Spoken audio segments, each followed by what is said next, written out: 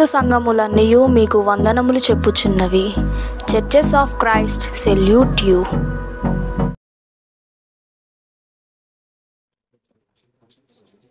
దేవుడు సురక్షితంగా ఈ వినాయకపురము గ్రామానికి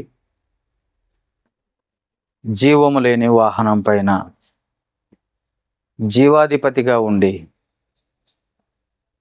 ఈ గ్రామానికి నడిపించిన దేవాది దేవునికి మొదటిగా కృతజ్ఞతాస్తుతులు చెల్లిస్తున్నాను. నేను వస్తున్నాను అనగానే ఎంతో ఆశగా ఆసక్తిగా వాక్యం వినటానికి కూడి వచ్చిన మీ అందరికీ కూడా ప్రభువైన యేసుక్రీస్తు పేరిట హృదయపూర్వక వందనాలు తెలియజేసుకుంటున్నాను. మరి ముఖ్యంగా దేవుడు ఈ దినమందు వాక్యం మీతో పంచుకోవాలని, నా ద్వారా మీకు తెలియజేయాలని ఆశ కలిగిన దేవుణ్ణి ఇచ్చెను కోరికను తీర్చుకుంటారు.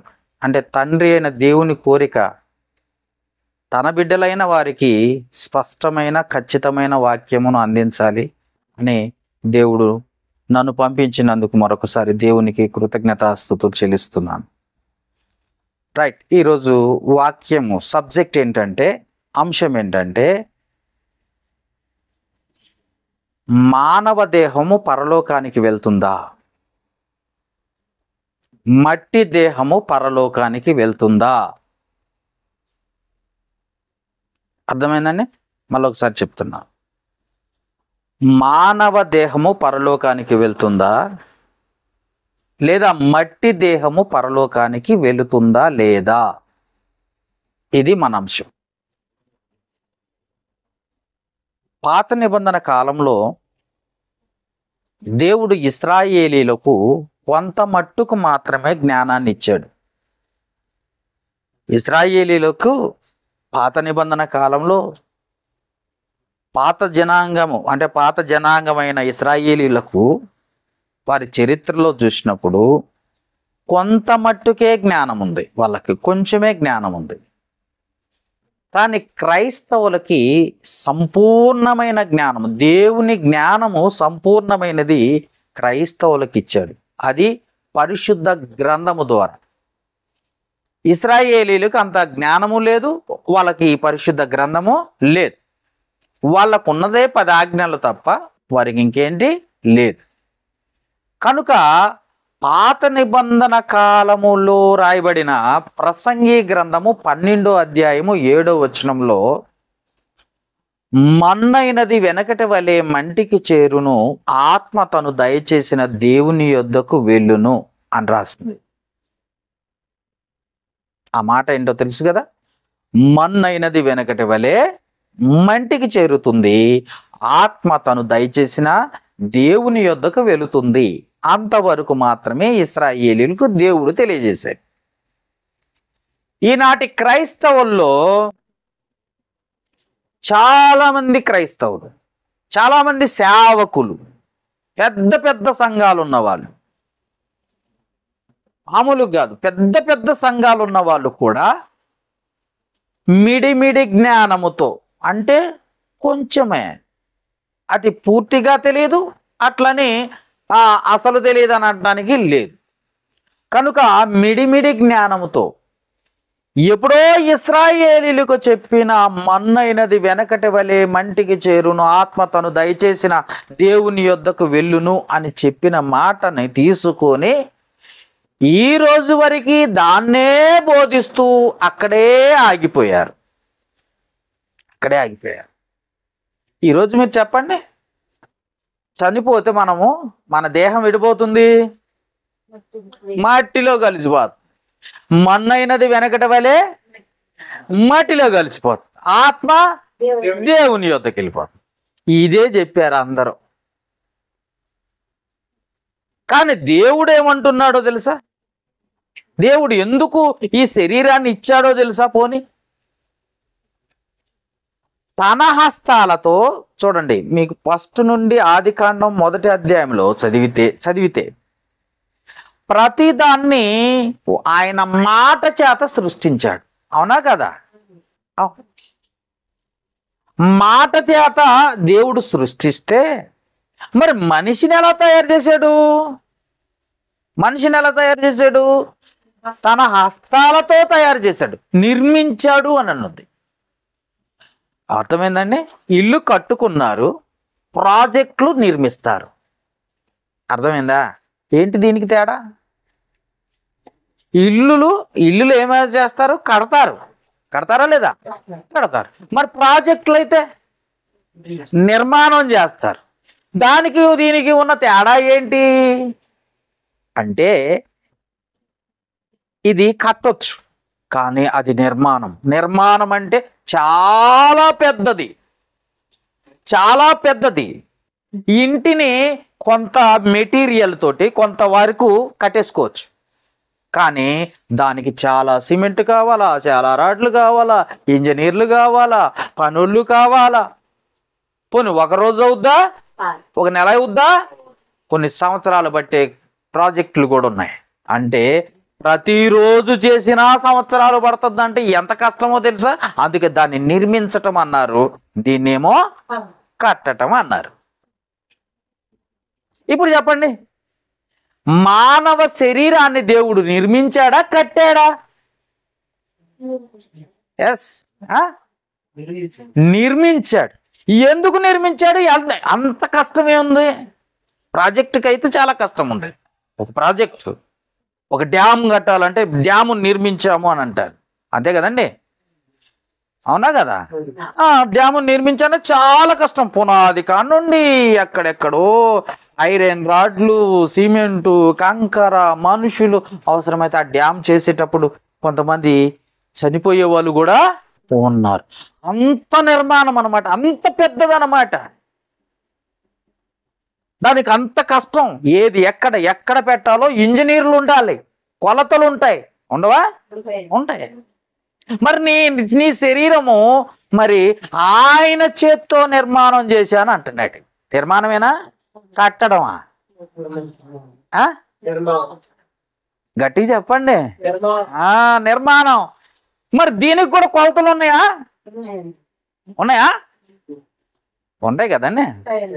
కొలతలు ఉన్నాయి, నరాలు ఉన్నాయి, ఎముకలు ఉన్నాయి. అవునా కదా? ఎన్ని రకాలుగా ఉన్నాయో తెలుసా? ఇవన్నిటినీ తన హస్తాలతో నిర్మించాడట. తన హస్తాలతో నిర్మించాడా? నిర్మించినట్టు ఒక రెఫరెన్స్ చూద్దాం. చూపించలేరు. యోబు గ్రంథం తెద్దాం ఇప్పుడు కాసేపు, ఒక 2 నిమిషాలే. ఈ యోబు గ్రంథము 10వ అధ్యాయము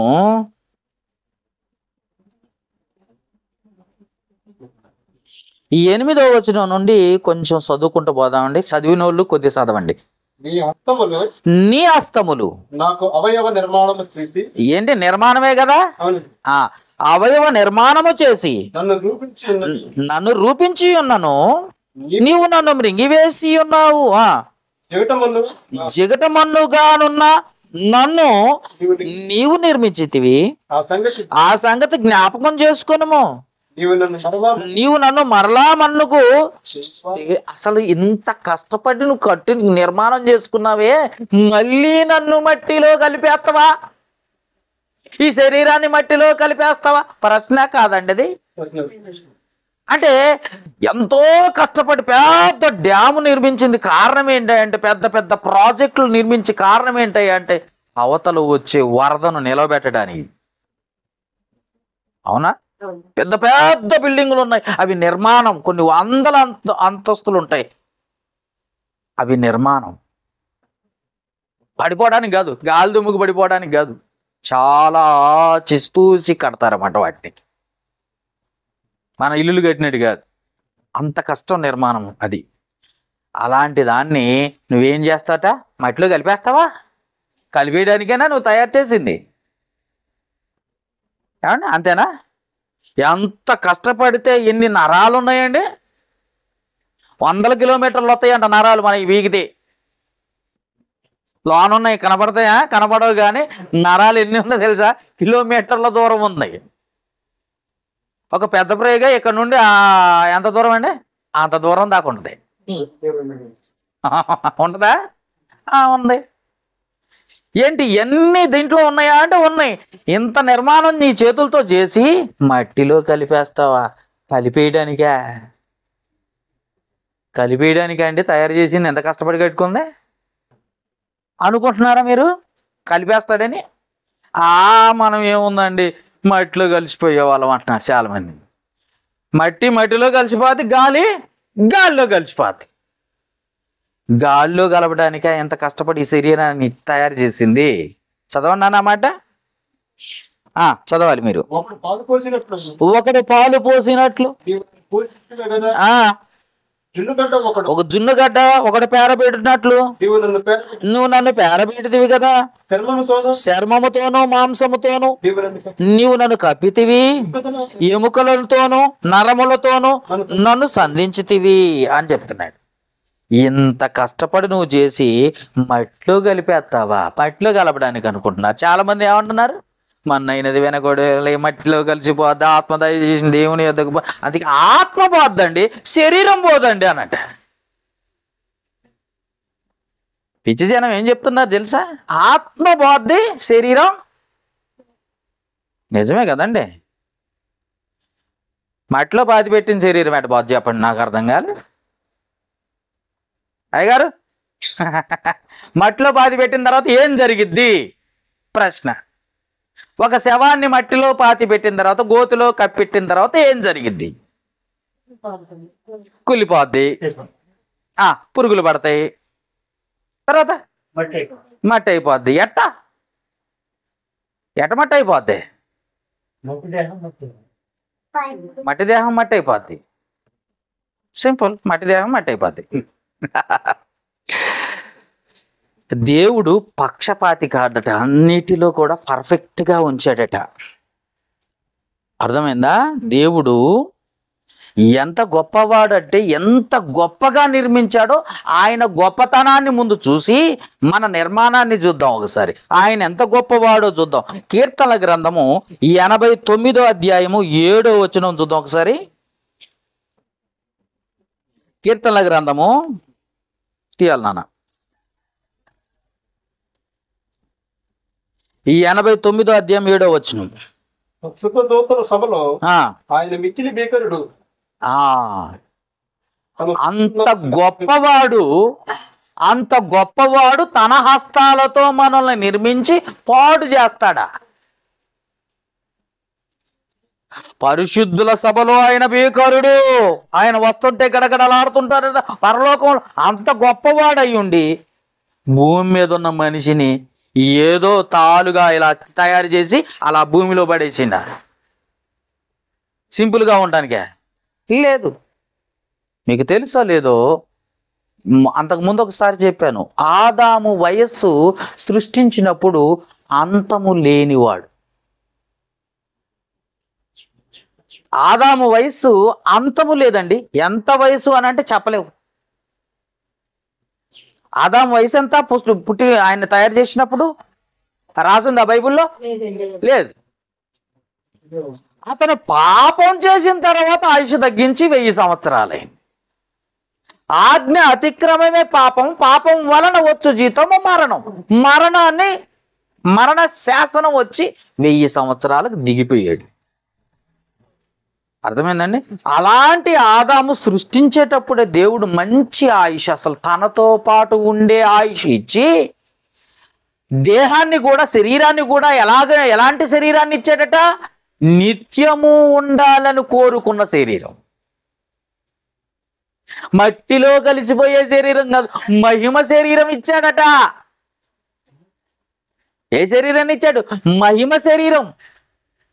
మట్టిలో కలిసిపోయే దానిలాగా చేసుకున్నది ఎవరు అంటే మనమే. అలాంటి శరీరాన్ని ఇచ్చి అలాంటి శరీరాన్ని దేవుడు తన చేతులతో నిర్మించి ఆయన అనుకున్నాడట, బిడ్డలందరూ అదే పాపము చెయ్యకపోతే అందరినీ సృష్టించి భూమి మీద ఉన్న వాళ్ళందరినీ కొంతకాలానికి మళ్ళీ పరలోకానికి తీసుకెళ్ళిపోవాలనుకున్నాడట. ఆ శరీరాలతోటే పరలోకానికి తీసుకెళ్లాలనుకున్నాడట. కానీ వీళ్ళేం చేశారు? పాపం చేసి మరణాన్ని కొని తెచ్చుకున్నారు.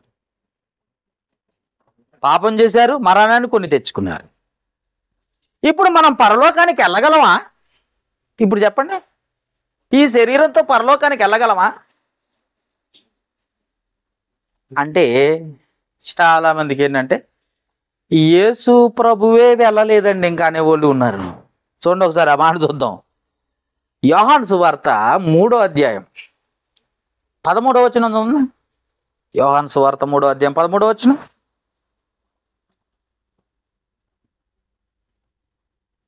మరియు పరలోకము నుండి దిగవెత్తిన వాడే అనగా పరలోకములో ఉండు మనుష్య కుమారుడే తప్ప పరలోకమునకు ఎక్కిపోయిన వాడెవడనూ లేడు. అది సంగతి. ఒక యేసు ప్రభు మాత్రమే పరలోకము నుండి దిగి వచ్చాడు, ప్లస్ ఒక యేసు ప్రభు మాత్రమే పరలోకానికి ఎక్కిపోయాడు. చాలా మంది పాస్టర్లు ఉన్నారు, అయ్యో జాగ్రత్త, రాత్రి నేను పరలోకానికి పోయి వచ్చాను అంటాడు. రాత్రి నేను పరలోకానికి పోయి వచ్చా. ఆ మధ్యకాలంలో నేను బైబిల్ స్టడీకి పోయినప్పుడు కుడకుడ అనే సూర్యాపేట దగ్గర ఒక ఊరుంది. కుడకుడలో ఒక ఆమె అట యేసుప్రభు కాళ్ళు పట్టుకొని బతిమిలాడిండట, సేవ చెయ్యమ్మా అని. ఇంకొక ఆయన ఉన్నాడు, మేమిద్దరం కలిసి యేసుప్రభు నేను కలిసి హోటల్కి పోయి షేరి 2 ఇడ్లీలు తిని వస్తాం మేము అని అంటండి ఆయన. పొద్దునే వస్తాడట యేసుప్రభు, ఈయన లెక్క ముందే వస్తాడు. ఏంటి ప్రభు ఇంత పొద్దునే వచ్చావు అనగానే, నీకోసమే నాయన అనగానే ఒక 5 నిమిషాలు కూర్చోండి నేను రెడీ అయ్యి వస్తా అనగానే సరేలే అనే మా కుర్చీలో కూర్చుంటాడట. ఈయనేమో కాలకృత్యాలన్నీ తీర్చుకొని స్నానం చేసి బట్టలు వేసుకొని వచ్చిందాకా యేసుప్రభు ఆడు కూర్చొని ఉంటాడట.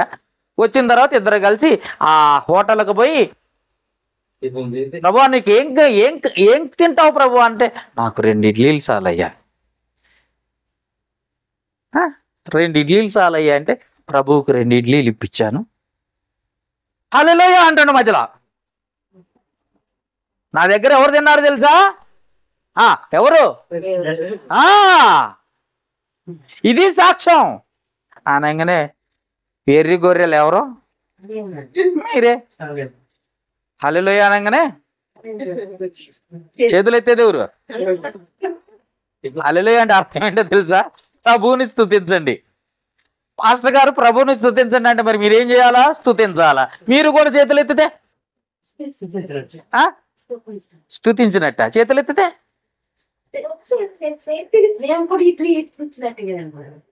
మీకు ఏమైనా అర్థమైందా?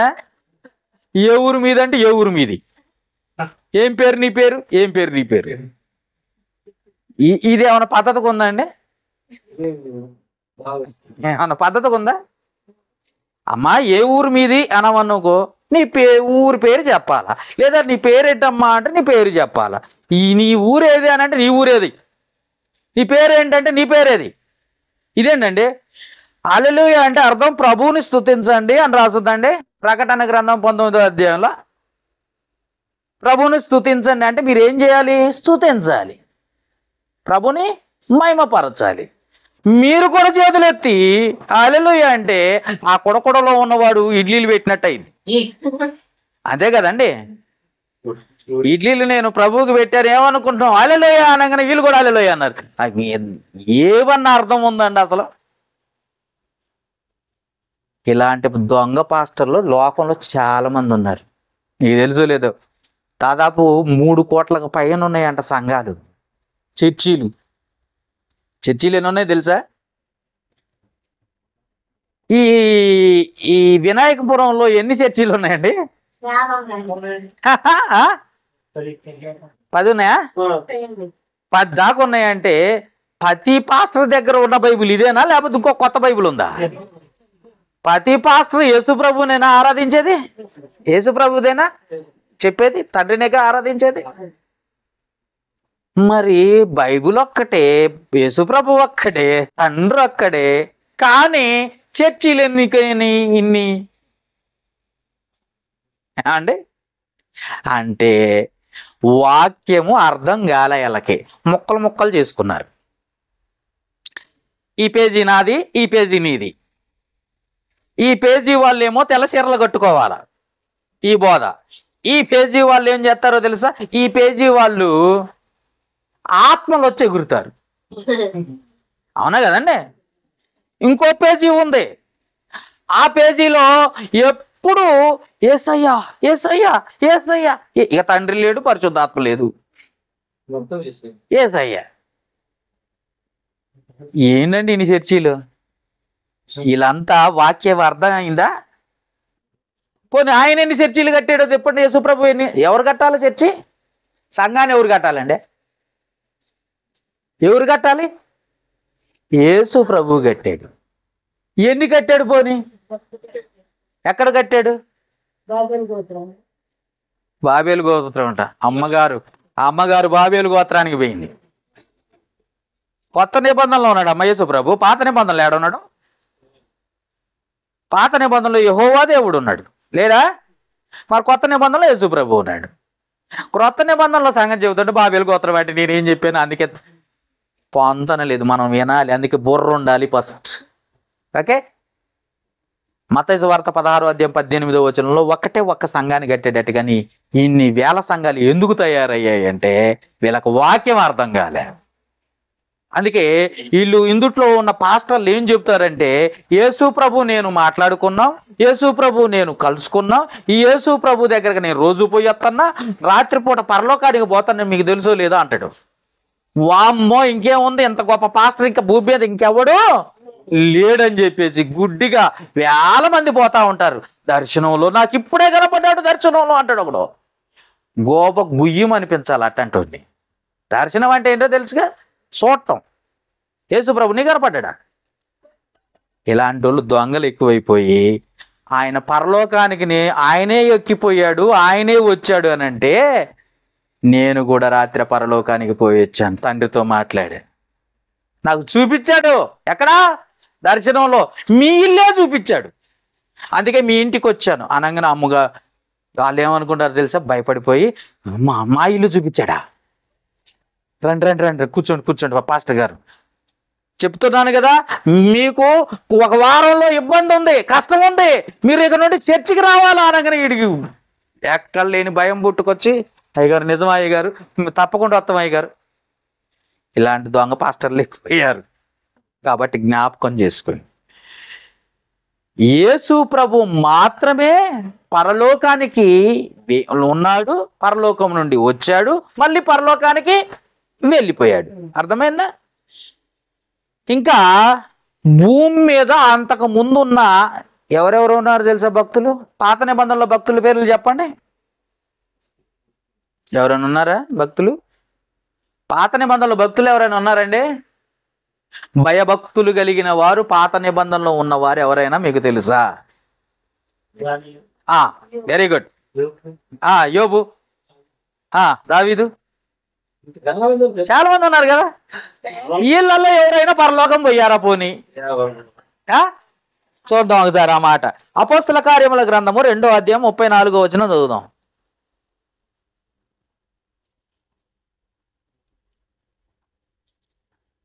అపోస్తల కార్యముల గ్రంథము 2:34 దావీదు పరలోకములకు ఎక్కిపోలేదు.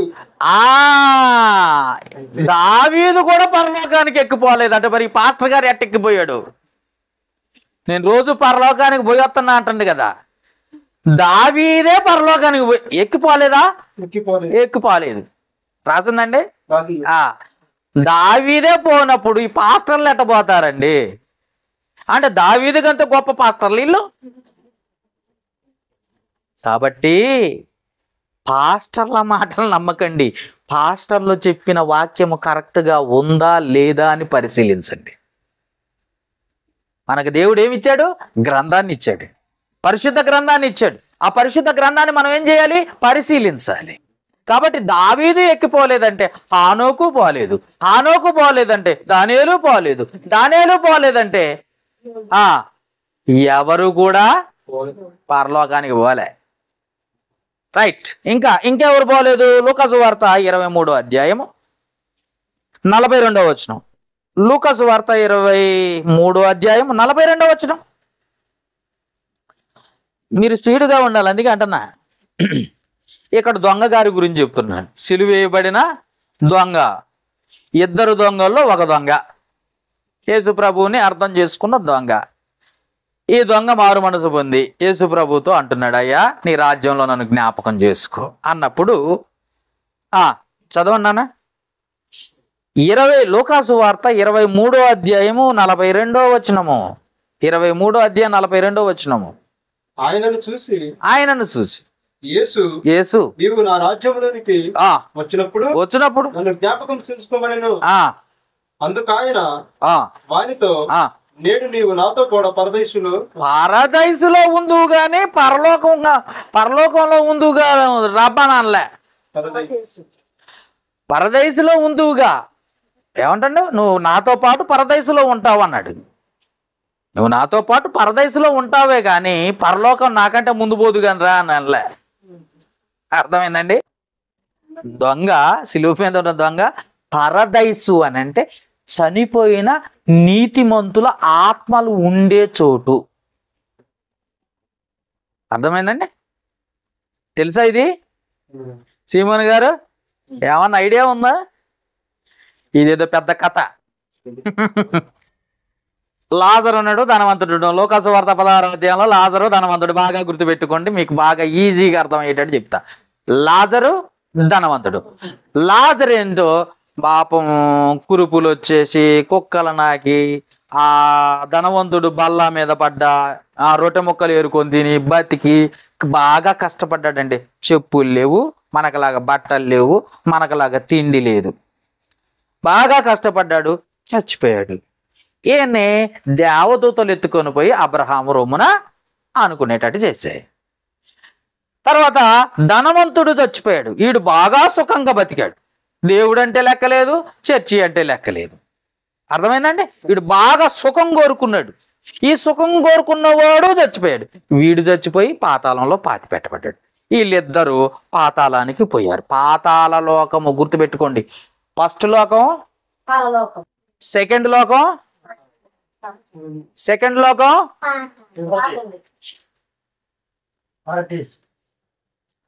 ఫస్ట్ లోకం పరలోకం, సెకండ్ది ఏంటి? భూలోకం. సెకండ్ లో ఉన్నావా లేవా?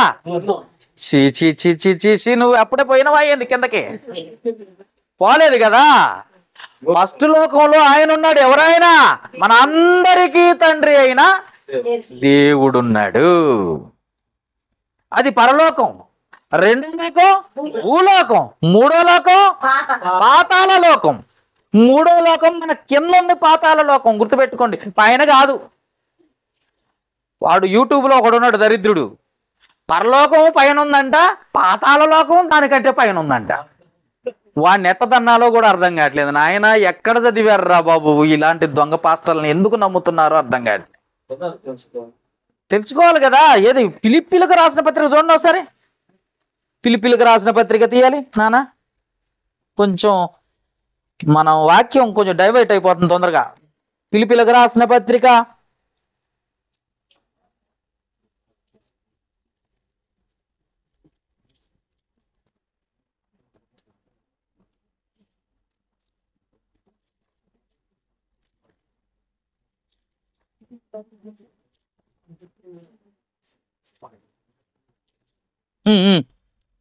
4 ఎపిఎస్సీలకు రాసిన పత్రిక తీయండి.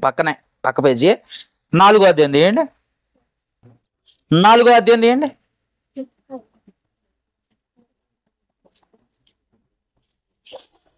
4వ అధ్యాయం 9వ వచనం చూడండి ఒకసారి నాన్న, చదవండి. 4వ అధ్యాయం 9వ వచనం. స్పీడ్గా ఉండాలి. పాతాళ లోకం ఎక్కడుందో తెలియదు వాడికి. పరలోకం ఏడంట పైన ఉందని చెప్తున్నాడు. ఆయన ఎవరు ఆరోహణమైంది? యేసు ప్రభు.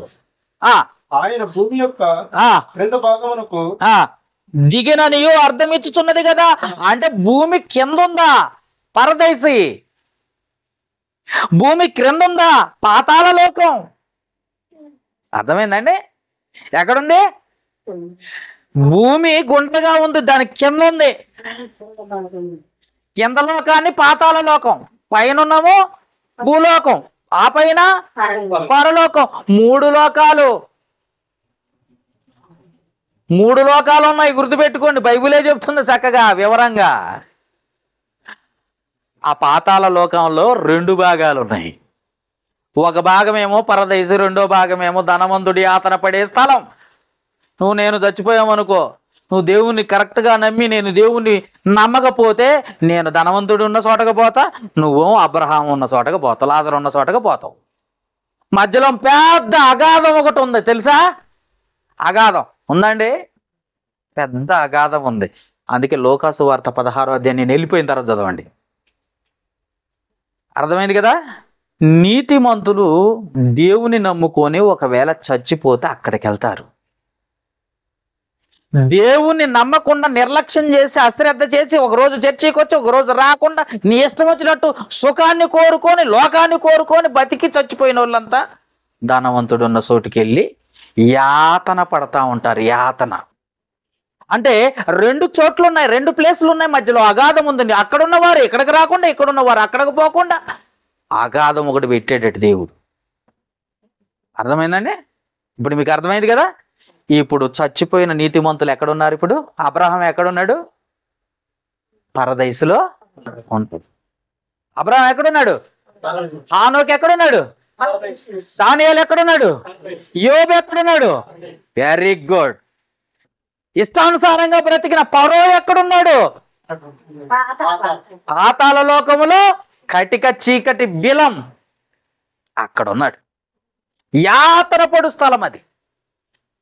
శిక్ష వేశారు, ఉరి శిక్ష వేశారు అనుకోండి. నీకు ఉరి శిక్ష బాబు, జడ్జి గారు చెప్పారు నీకు ఉరి శిక్ష. ఎన్నో రోజు? 20వ తారీఖు, వచ్చే నెల 20వ తారీఖు ఉరి శిక్ష. అప్పటి వరకు నువ్వు ఏడుండాలా? బయట ఎంజాయ్ చేస్తావా? ఏం చేస్తారు? జైల్లో ఉంటావు. ఆ జైల్లో ఉన్న స్థలమే యాతన పడే స్థలం. ఇంకా నరకంలోకి పోయావు అనుకున్నావు, పోలే, అక్కడ జైల్లో ఉన్నావు. అర్థమైందండి? జైల్లో ఉన్నావు, నువ్వు జైల్లో ఉన్నావు. ఆ జైలు తర్వాత ఉరి శిక్షే నరకం. తీసుకుపోయి నరకంలో ఇయ్యాల. అప్పటిదాకా నువ్వు చచ్చినట్టు జైల్లో ఉండాల్సిందే. నీకు అర్థమైందా? ఇంత స్టోరీ ఉంది. అయితే చచ్చిపోయిన వాళ్ళంతా పాతాళ లోకంలో ఉన్న పరదైసులో ఉన్నారు కొందరు నీతిమంతులు. ఒకవేళ చనిపోయిన వారు నీతిమంతులైతే, అదే పాపం చేసి దేవునికి ఇష్టంగా బ్రతక్కోకుండా తమ ఇష్టం చొప్పున బ్రతికిన వాళ్ళంతా ఎక్కడున్నారు? యాతన పడు స్థలం. చదవండి. అందుకే లోకాసు వార్త 16వ అధ్యాయంలో ఉంటుంది యాతన పడు స్థలం. చదువుతారా? చదవండి అన్న, ఒక చదవండి. లోకాసు వార్త 16వ అధ్యాయం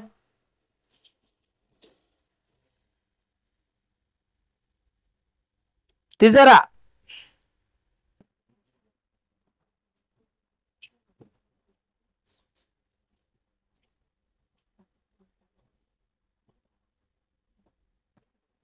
తీసారా?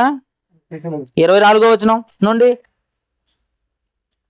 దూరం నుండి ఆ ధనవంతుడికి అబ్రహాం కనబడుతున్నాడట. ఎందుకంటే ఇది వెలుగు ప్రదేశం, అది చీకటి ప్రదేశం.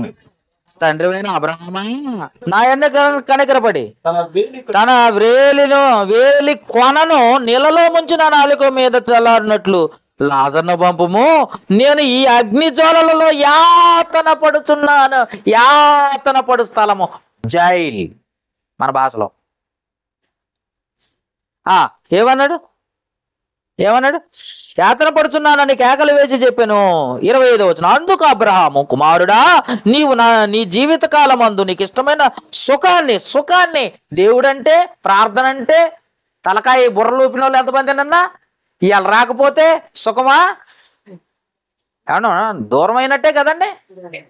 కాబట్టి గుర్తుపెట్టుకోండి. అందుకే ఇష్టానుసారంగా బ్రతకూడదు భూమి మీద, దేవుని చిత్తానుసారంగా బ్రతకాలి. అందుకే నువ్వు యాతన పడుతున్నావు. లాజరు మనశ్శాంతిని పొందుతున్నాడు, శాంతి పొందుతున్నాడు, నెమ్మది పొందుతున్నాడు అని రాసి ఉంటుంది బైబిల్లో. అంటే చనిపోయిన వాళ్ళంతా ఇప్పుడు ఎక్కడున్నారు? పరదైసులో, నీతిమంతులు. అర్థమైందా? దేవుని నమ్మని వాళ్ళంతా ఎక్కడున్నారు? యాతన పాతాళంలో, యాతన పడే స్థలంలో. ఒక్కటే ఈ లోకం ఉందండి. ఏ లోకం ఇది? కిందేమో లోకం ఉంది, కింద కింద పాతాళ లోకం ఉంది. ఆ పాతాళ లోకంలో 2 పార్ట్లు చేసి మధ్యలో పెద్ద అగాధం ఒకటి పెట్టాడు దేవుడు. అగాధం ఒకటి పెట్టాడు. ఆ ఒక పక్కన వెలుగు ఉంటుంది, అందుట్లో నీతిమంతులు ఉంటారు. ఒక పక్కన చీకటి ఉంటుంది, యాతన పడు స్థలం అది. ఈ వెలుగులో ఉన్న వారికి ఈ చీకట్లో ఉన్నవారు కనపడతా ఉంటారు, చీకట్లో ఉన్నవారు బాధపడతా ఉంటారు. అర్థమైంది కదా? ఇప్పుడున్న వాళ్ళందరూ భక్తులందరూ ఏడున్నారు? పాతాళ లోకంలో ఉన్నారు. ఇప్పుడు మీకు క్లియర్గా అర్థమైతే వారి యొక్క శరీరములు ఇంకా భూమి మీద ఉన్నాయా లేవా, ఇది నాకు పెద్ద డౌట్.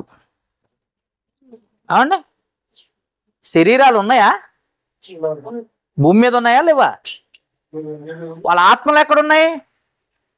పరదేశంలో ఉన్నాయి. వినండి, అందుకే బుర్ర పెట్టండి బాగా. వాళ్ళ ఆత్మలు ఎక్కడున్నాయి? పరదేశంలో ఉన్నాయి. మరి వారి శరీరాలు ఎక్కడున్నాయి? అవునా కాదా? మరి నీకంటే ఎప్పుడు పుట్టారు వాళ్ళు? ఎప్పుడు పుట్టారండి? ఎప్పుడో పుట్టారు. కొన్ని వేల సంవత్సరాల క్రితం అబ్రహాం పుట్టాడు. ఇప్పుడు నువ్వు పుట్టావు. అప్పటి నుండి ఆయన శరీరం ఏడుంది? భూమిలోనే ఉంది. బాగా ఆలోచించండి, భూమిలోనే ఉంది. భూమికి దేహాన్ని అప్పగించేసి ఆత్మ పోయి ఎక్కడుంది? పరదేశంలో ఉంది. భూమికి అప్పగించేసరికి భూమి అట జాగ్రత్త చేసుకుంటుందంట. ప్రతి బాడీని కలెక్ట్ చేసుకుంటుంది. అర్థమైందండి? ప్రతి శరీరాన్ని కలెక్ట్ చేసుకుంటుంది. చూద్దాం ఒకసారి ఆ మాట. ఆ దేహం గురించి కాసేపు మాట్లాడుకున్నట్లయితే రాసుకోండి, రెఫరెన్స్లు రాసుకోండి. ఈ మానవ దేహం గురించి చెప్తున్నాను. ఆదికాండము 2వ అధ్యాయం 7వ వచనంలో దేవుడు తన హస్తాలతో మన శరీరాన్ని నిర్మించాడు. ఆదికాండము రాసుకోండి, చదవద్దు. మీరు చదివితే చాలాసేపు పడుతుందని నేను రెఫరెన్స్లు ఇస్తున్నాను, రాసుకోండి. తన హస్తాలతో శరీరాన్ని నిర్మించాడు. ఆదికాండము 2వ అధ్యాయం 7వ వచనం. యోబు గ్రంథంలో మనం చదువుకున్నాం 10వ అధ్యాయము 8 నుండి 12 వచనాల్లో ఆయన హస్తాలు మనల్ని నిర్మాణం చేశాయి. యోబు గ్రంథము 10వ అధ్యాయం 8 నుండి 12 వచనాల్లో. ఇప్పుడు కీర్తనల గ్రంథము 139వ అధ్యాయము 13 నుండి 15 వచనాల వరకు చదివితే, నా తల్లి గర్భమందు నన్ను నిర్మించిన వాడవు నీవే అని రాసి ఉంటుంది. మీరు ఎప్పుడైనా చూసారా ఆ మాట? ఏం రాసింది అక్కడ? ఏదో ఒకసారి చదవండి నాన్న. నేను చెప్పడమే కాదు, అప్పుడప్పుడు చదవటం కూడా ఉండాలా. కీర్తనల గ్రంథము 139:13. కీర్తనల గ్రంథం 139:13 తీయాలి. నా తల్లి గర్భం నందు నన్ను నిర్మించినవాడు దేవుడు తన హస్తాలతో మనల్ని తల్లి గర్భంలో నిర్మించాడట, నిర్మాణం చేశాడట. అర్థమవుతుందండి? తల్లి గర్భంలో మనల్ని నిర్మాణం చేశాడు. నిర్మాణం చేసిన ఈ దేహాన్ని మట్టికి అప్పగించేసి వదిలేసి వెళ్ళిపోతాడా? ఇప్పుడు చదవండి, ప్రసంగి గ్రంథము 12వ అధ్యాయం 7వ వచనం చదవండి. ఇప్పుడు ఇందాక మనం చెప్పుకున్న సబ్జెక్టులో ఈ మాట వస్తుంది. ఇప్పుడు ప్రసంగి గ్రంథము 12వ అధ్యాయం 7వ వచనం. మన్నైనది వెనకటి వలనే మళ్ళా భూమికి చేరును, ఆత్మ తను దయచేసిన దేవుని యొద్దకు పోవును అని రాసింది. ఇప్పుడు భూమిలోకి వెళ్ళిపోయింది. ఇప్పుడు కాల్చబడింది. కొన్ని శరీరాలు ఏం చేస్తాయండి? కొంతమంది ఏం చేస్తారు? మీలో కాల్చే వాళ్ళు ఉన్నారా? లేరా? అమ్మాయి బతికిపోయాను. కాల్చే వాళ్ళు ఉన్నారు. కాల్చినది ఏమైపోద్ది? బూడిద అయిపోద్ది. బూడిద ఎక్కడ కలిసిపోద్ది? మళ్ళీ భూమిలోనే కలిసిపోద్ది. మట్టిలోనే కదండి. మన్నైనది వెనకటి వలే మట్టి కలిసిపోద్ది. కాల్చి బూడిదైన బూడిద మళ్ళీ భూమిలోనే కలిసిపోయింది. ఇంకొంతమంది నీటిలో సముద్రంలో పడిపోయింది. చేపలు వచ్చి తినేసినాయి. బాగా గుర్తుపెట్టుకోండి. బాగా పీసులు అయినాయి. నువ్వు పట్టించుకోలేదు. ఆ శవాన్ని దొరకలేదు. ఈ మధ్యకాలంలో ఒక అమ్మాయిని, చిన్న అమ్మాయిని పాడు చేసేసి చంపేస్తే ఎక్కడో కృష్ణానదిలో రాయి కట్టేసి పడేశారట. ఎంతవరకు ఆ శవం దొరకలేదు. ఇప్పుడు ఆ శవం ఏమైపోయింది? పీసు పీసులు అయిపోయి ఆ చేపలు తినేసి ఆ చేపలు అరిగించుకొని అవి బయటికి వెళ్ళి, అంతే కదండి, బయటికి వెళ్ళిపోయి అవి మళ్ళీ వ్యర్థాన్ని వదిలితే అది ఎక్కడికి పోయింది? మళ్ళీ భూమిలోనే కలిసిపోయింది. అంటే నీటిలో కలిసిపోయినా కానీ అది భూమికే చేరుతుంది. బూడిదైనా అది ఎక్కడ చేరుకుంటుంది? భూమికే చేరుకుంటుంది. రైట్. పూడ్చిపెట్టిన దేహం ఎక్కడ చేరిపోతుంది? అది భూమిలోనే చేరిపోతుంది. అంటే కాల్చిన భూమికే, నేలలో పడ్డా భూమికే, బొంద పెట్టినా. క్లియర్గా అర్థమైంది కదండి? అంటే మట్టిలోనికి వెళ్ళిపోతుంది అన్నమాట. మట్టిలోనికే కదండి వెళ్ళిపోతుంది. అయితే ఈ పాత నిబంధన ఇందాక చెప్పినట్టుగా పాత నిబంధన లెక్కల ప్రకారం అయితే మట్టిలో కలిసిపోద్ది శరీరం. కానీ క్రొత్త నిబంధనకు వచ్చినప్పుడు ఏం జరిగిందో తెలుసా? క్రొత్త నిబంధన లెక్కలు వేరు. ఏమంటున్నాడు చూద్దాం ఇప్పుడు. కొరింథీయులకు రాసిన మొదటి పత్రిక 2వ అధ్యాయము 9-10 వచనాలు చదవండి నాన్న. కొరింథీయులకు రాసిన మొదటి పత్రిక 2వ అధ్యాయం 9-10 వచనాలు. ఇందును గూర్చి జాగ్రత్తగా చూడండి. ఇప్పుడు మీరు కూడా చాలా సార్లు ఈ మాట మాట్లాడుతుంటారు. మీ దగ్గరకు వచ్చే పాస్టర్లు కూడా ఇదే మాట మాట్లాడుతూ ఉంటారు. జాగ్రత్తగా వినండి. ఇందును గూర్చి దేవుడు తన్ను ప్రేమించు వారికి ఏమి సిద్ధపరచును అవి కంటికి కనపడలేదు, చెవికి వినపడలేదు, మనుష్య హృదయానికి గోచరము కాలేదు. ఇప్పుడు మీరు చదివింది ఎవరి గురించి చెప్పారు? మనకు సంబంధించిన మాట, ఇజ్రాయేలీలకు సంబంధించిన మాట. అయ్యగారు జాగ్రత్తగా వినండి. అయ్యగారు,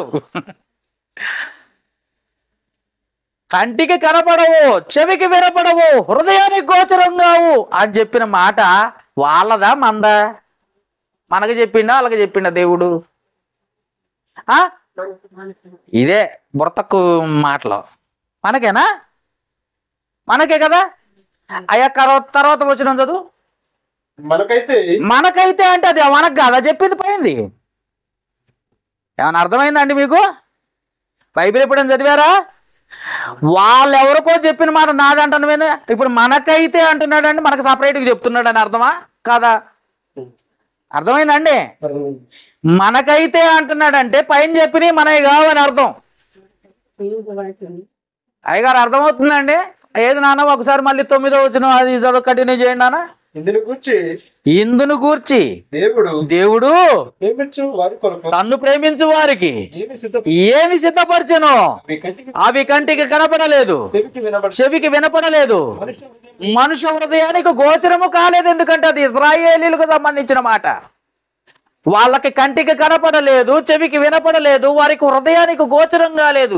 ఎందుకంటే వాళ్ళని ప్రేమించి అలా అలా అలా నడిపించుకుంటూ వచ్చాడు. ఇప్పుడు మనం ఎవరో తెలుసా? క్రీస్తు రక్తమందు కడగబడిన క్రైస్తవులం. మనకైతే చదవన్నాను ఇప్పుడు. దేవుడు తన ఆత్మ వలన అదిగో మనకంతా తెలుసు, వాళ్ళకేమీ తెలియదు. ఇప్పుడు ఏమంటారు పాస్టర్లు? వాళ్ళకి చెప్పిన మాట మనకు వర్తిస్తుంది అంటారు. ఏమండే? వాళ్ళకి సంబంధించిన మాటను మనకెట్ట వచ్చిద్దండి? అర్థమైందమ్మా? పాలంచ నుండి పీల్చారు. అర్థమవుతుందా? ఏం అర్థమైంది? కంటికి కనపడవు, చెవికి వినపడవు, హృదయానికి గోచరంగా అన్న మాటలు ఎవరేవి? ఇశ్రాయేలీలే తీసుకొచ్చి నీకంట కడుతున్నారేంటి పాస్టర్లు? ఈ పాస్టర్లకు వాక్యం తెలుసు అంటవా? చెప్పండి. ఇప్పుడు మనకైతే ఆత్మ మూలంగా సమస్తమును బయలుపరుస్తున్నాడు దేవుడు అని చెబుతుంటే వాళ్ళకి కంటికి కనపడలేదు, వాళ్ళకి చెవికి వినపడలేదు, హృదయానికి వాళ్ళకు గోచరం కాలేదు. మనకైతే ఆత్మ వలన మొత్తము కనపడుతుంది, మొత్తము బైబిల్ విశదపరుస్తుంది. వాళ్ళకేమర్థమైంది? మన్నైనది వెనకట వలె మంటికి చేరుతుంది, అంతవరకే అర్థమైంది. కానీ మనకైతే ఆ శరీరం ఏమైపోయింది, ఎక్కడికి వెళ్తుంది, ఎక్కడి నుండి ఎక్కడికి వెళ్ళాలని దేవుడు కోరుకున్నాడో మొత్తం బైబిల్లో రాసిందంట. అర్థమైందండి? వాళ్ళకి ఎక్కడికి అర్థమైంది? మట్టిలో కలిసిపోద్ది, అంతవరకు అర్థమైంది. మనకేం అర్థం కావాలి ఇప్పుడు? బైబిల్ మనం కొత్త నిబంధనలో ఉన్న క్రైస్తవులం, క్రీస్తు రక్తమందు కడగబడ్డ క్రైస్తవులం కాబట్టి మనకేం అర్థం కావాలి? ఆత్మ రూపంలో, ఆత్మ సర్వసత్యములోనికి మనల్ని నడిపిస్తుంది కాబట్టి సర్వసత్యము అంటే ఇంకా సత్యం అంటూ ఇంకేమీ లేదు. పూర్తిగా నీకు తెలియాలి, పూర్తిగా దేవుడు కంప్లీట్గా నీకు తెలియాలంటే దేవుడు ఏం చేశాడంటే తన పరిశుద్ధాత్మ ద్వారా బైబిల్ని ఇచ్చాడు. అవునా కదా? ఇప్పుడు బైబిల్లో నువ్వు చదవకుండా అది ఎక్కడో పట్టుకొని మన్నైనది వెనకటి వలె మట్టికి చేరుతుంది, ఆత్మ దేవుని యొద్దకు చేరుతుంది అని ఆ ఒక్క మాట పట్టుకొని ఊగులాడితే సరిపోయిందా? మిగతా దేవుడు చదవాలా? అవునే. దేవుని ప్రేమించు వారికి అనగా ఏమంట? అవి కంటికి కనపడవు, చెవికి వినపడవు, హృదయానికి గోచరం కావని పాస్టర్ గారు చెప్తే నమ్ముతావా? ప్రపిచ్చోడా, ఆ మాటలు మనవి కావు. మన మాటలు ఏంటో తెలుసా? సమస్తమును దేవుడు తన ఆత్మ ద్వారా మనకు బయలుపరుస్తుంటే వాళ్ళకి బయలుపరచలేదు, మనకు బైబిల్ ద్వారా బయలుపరుస్తున్నాడు. కాబట్టి మనం వాళ్ళలాగా ఆలోచించొద్దు. మనకు ప్రత్యేకం. మనం క్రైస్తవులం అంటే ఎవరు? దేవుని బిడ్డలం. అర్థమైందండి? వారు ప్రత్యేక జనాంగం, కానీ ఇక్కడ ప్రత్యేకమైన కుటుంబం. వాళ్ళు జనాంగమే, కానీ ఇది కుటుంబం, దేవుని కుటుంబం. క్రైస్తవ కుటుంబం అంటే క్రీస్తు కుటుంబం, క్రీస్తు కుటుంబం అంటే దేవుని కుటుంబం. అర్థమైందండి? ఇప్పుడు మనకేమన్నా మన ఇంట్లో జరిగేవి మనకు తెలియకుండా ఉంటాయా? సీక్రెట్లు ఏమైనా ఉంటాయా? దేవుడు మనకి సీక్రెట్లు ఏమైనా ఉంచిండటవా? పోనీ ఉంచుతాడా? మా నాన్న మనకేమైనా సీక్రెట్ చెప్పకుండా ఉంచుదా? ఉంచడు. అట్లానే దేవుడు కూడా ఉంచకుండా మొత్తం బయలుపరిచాడు. ఇప్పుడు చూద్దాం కొన్ని రెఫరెన్స్లు. ఓకే, ఇప్పుడు చూస్తే మట్టిలో కలిసిపోయే దేహము భూమిలో కలిసిపోతుందా, తిరిగి లెగుస్తుందా అని అంటే మన ప్రభు అయిన యేసుక్రీస్తు శరీరం గురించి ఒక్కసారి ఆలోచిద్దాం. లూకాసు వార్త 24వ అధ్యాయము 13వ వచనం చదవండి నాన్న. లూకాసు వార్త. ముందు ఎవరిని మనం మార్గదర్శిగా పెట్టుకోవాలి? యేసు ప్రభునే చూడాలి ముందు. ఎందుకంటే మనకు మార్గం చూపించేది, మాదిరి చూపించేది అన్నీ ఆయన. నేనే మార్గమును, సత్యమును, జీవమును అన్నాడు కాబట్టి ముందు ఆయన మార్గంలోకి వెళ్ళి ఆయన శరీరం ఏమైపోయిందో చెప్తే మన శరీరం ఏమైపోయిందో చెప్పుకోవచ్చు. Okay, right. లూకాసు వార్త 24వ అధ్యాయం 3వ వచనము.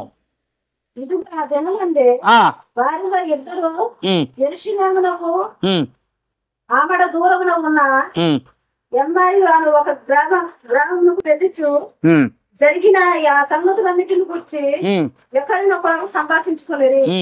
వారు సంభాషించు ఆలోచించుండగా యేసు తానే దగ్గరకు వచ్చి కూడా నడిచారు. అయితే వారు ఆయన్ను గుర్తు పట్టలేకుండా వారి కళ్ళు మూయబడెను. ఇక్కడ ఇద్దరు మనుషులకు ఏం కనపడ్డదంటే యేసు శరీరం కనపడ్డట్టుగా మనకు కనపడుతుంది. ఇక్కడ ఉందండి. తానే దగ్గరకు వచ్చి ఏమంటున్నాడు? మొదటి నుండి చూద్దాం, 3వ వచనం నుండి. ప్రభు అయిన యేసు దేహము వారికి కనపడలేదు. ఎక్కడ? సమాధిలో. 2వ వచనం చదవండి నాన్న, ఇంకా క్లియర్ గా ఉంటది. ఇంకా 1 నుండి చదవండి, ఇంకా క్లియర్ గా ఉంటది. ఆదివారం తెల్లవారుచుండగా కొంతమంది స్త్రీలు వచ్చారు, మరియా, మార్తా, వాళ్ళు వీళ్ళు వచ్చారు. ఎందుకంటే దేహానికి సుగంధ ద్రవ్యాలు పూయటానికి వచ్చారు. ఆ రాయి దొర్లించి ఆ శరీరానికి ఏమిటంటే బట్ట చుట్టారు కాబట్టి ఆ బట్ట తీసి మళ్ళీ శరీరానికి అప్లై చేయాలి ఆయిల్. ఎందుకంటే సుగంధ ద్రవ్యాలు శరీరం కుళ్ళిపోకుండా ఉండటం కోసం, చెడు వాసన రాకుండా ఉండటం కోసం అప్లై చేద్దామని చెప్పేసి వస్తే అక్కడ ఏం జరుగుతుందో చూడండి. ద్రవ్యం తీసుకొని సమాధి యొద్దకు వచ్చి 2వ వచనం, సమాధి ముందర ఉండిన రాయి దొర్లింపబడి ఉండుట చూసి లోపలికి వెళ్ళిరి గాని ప్రభువు యేసు ఇదేంది మట్టి శరీరమే కదా, కనపడకపోవడం ఏంటి? ఏమన్నా అర్థమైందండి? యేసు ప్రభు శరీరం మట్టి శరీరం కదా, రక్తం రాలేదా, ఆకలి కాలేదా, ఏడుపు వచ్చిందా రాలేదా, వచ్చింది. కష్టపడ్డా లేదా, తలవాల్చిందా లేదా, అంటే మనలాగే ఉన్నాడా, మన శరీరమే కదా, మరి ఏమైంది? ఇప్పుడు ఇర్మియా గారు చెబుతారు ఏమైందండి ఆయన శరీరం.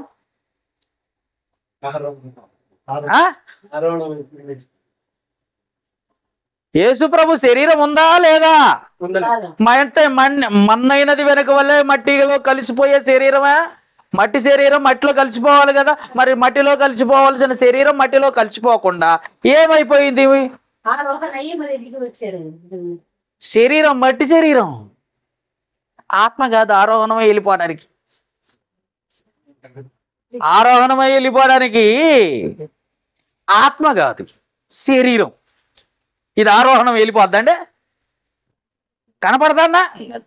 కనపడుతుందా కనపడలేదా? అది చెప్పండి. కనపడుతుంది. ఇది ఆరోహణం వెళ్ళిపోవడం, ఆతను నేను లేచి వెళ్ళిపోయి మళ్ళీ వస్తున్నా.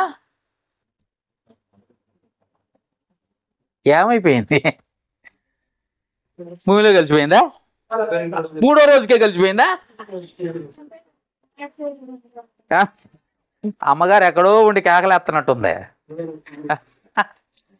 మూడో రోజే పాడైపోద్ది. ఎక్కడన్నా 3 రోజులకు పాడవద్దు కదా. లాజర్ శరీరం 4గో రోజుకి ఏమన్నా వాసన వచ్చిద్దేమో అని పాపం వాళ్ళిద్దరు అక్కలు బాధపడ్డారు 4గో రోజుకి. కానీ మూడో రోజుకే పాడవద్దు కదా. 3వ రోజుకే శరీరం ఏమైపోయింది మరి? మట్టి శరీరం. అంటే శరీరాన్ని భూమిలో విడిచిపెట్టేవాడు కాదు దేవుడు అని చెప్తుంది బైబిల్. ఓకే, శరీరాన్ని విడిచిపెట్టేవాడు కాదు దేవుడు. అందుకే తల్లి గర్భము, మరియ గర్భములో నుండి వచ్చిన దేహము ఏం జరిగిందంటే ఆయన శరీరాన్ని తీసుకొచ్చారు, బట్ట చుట్టారు, సమాధి చేశారు.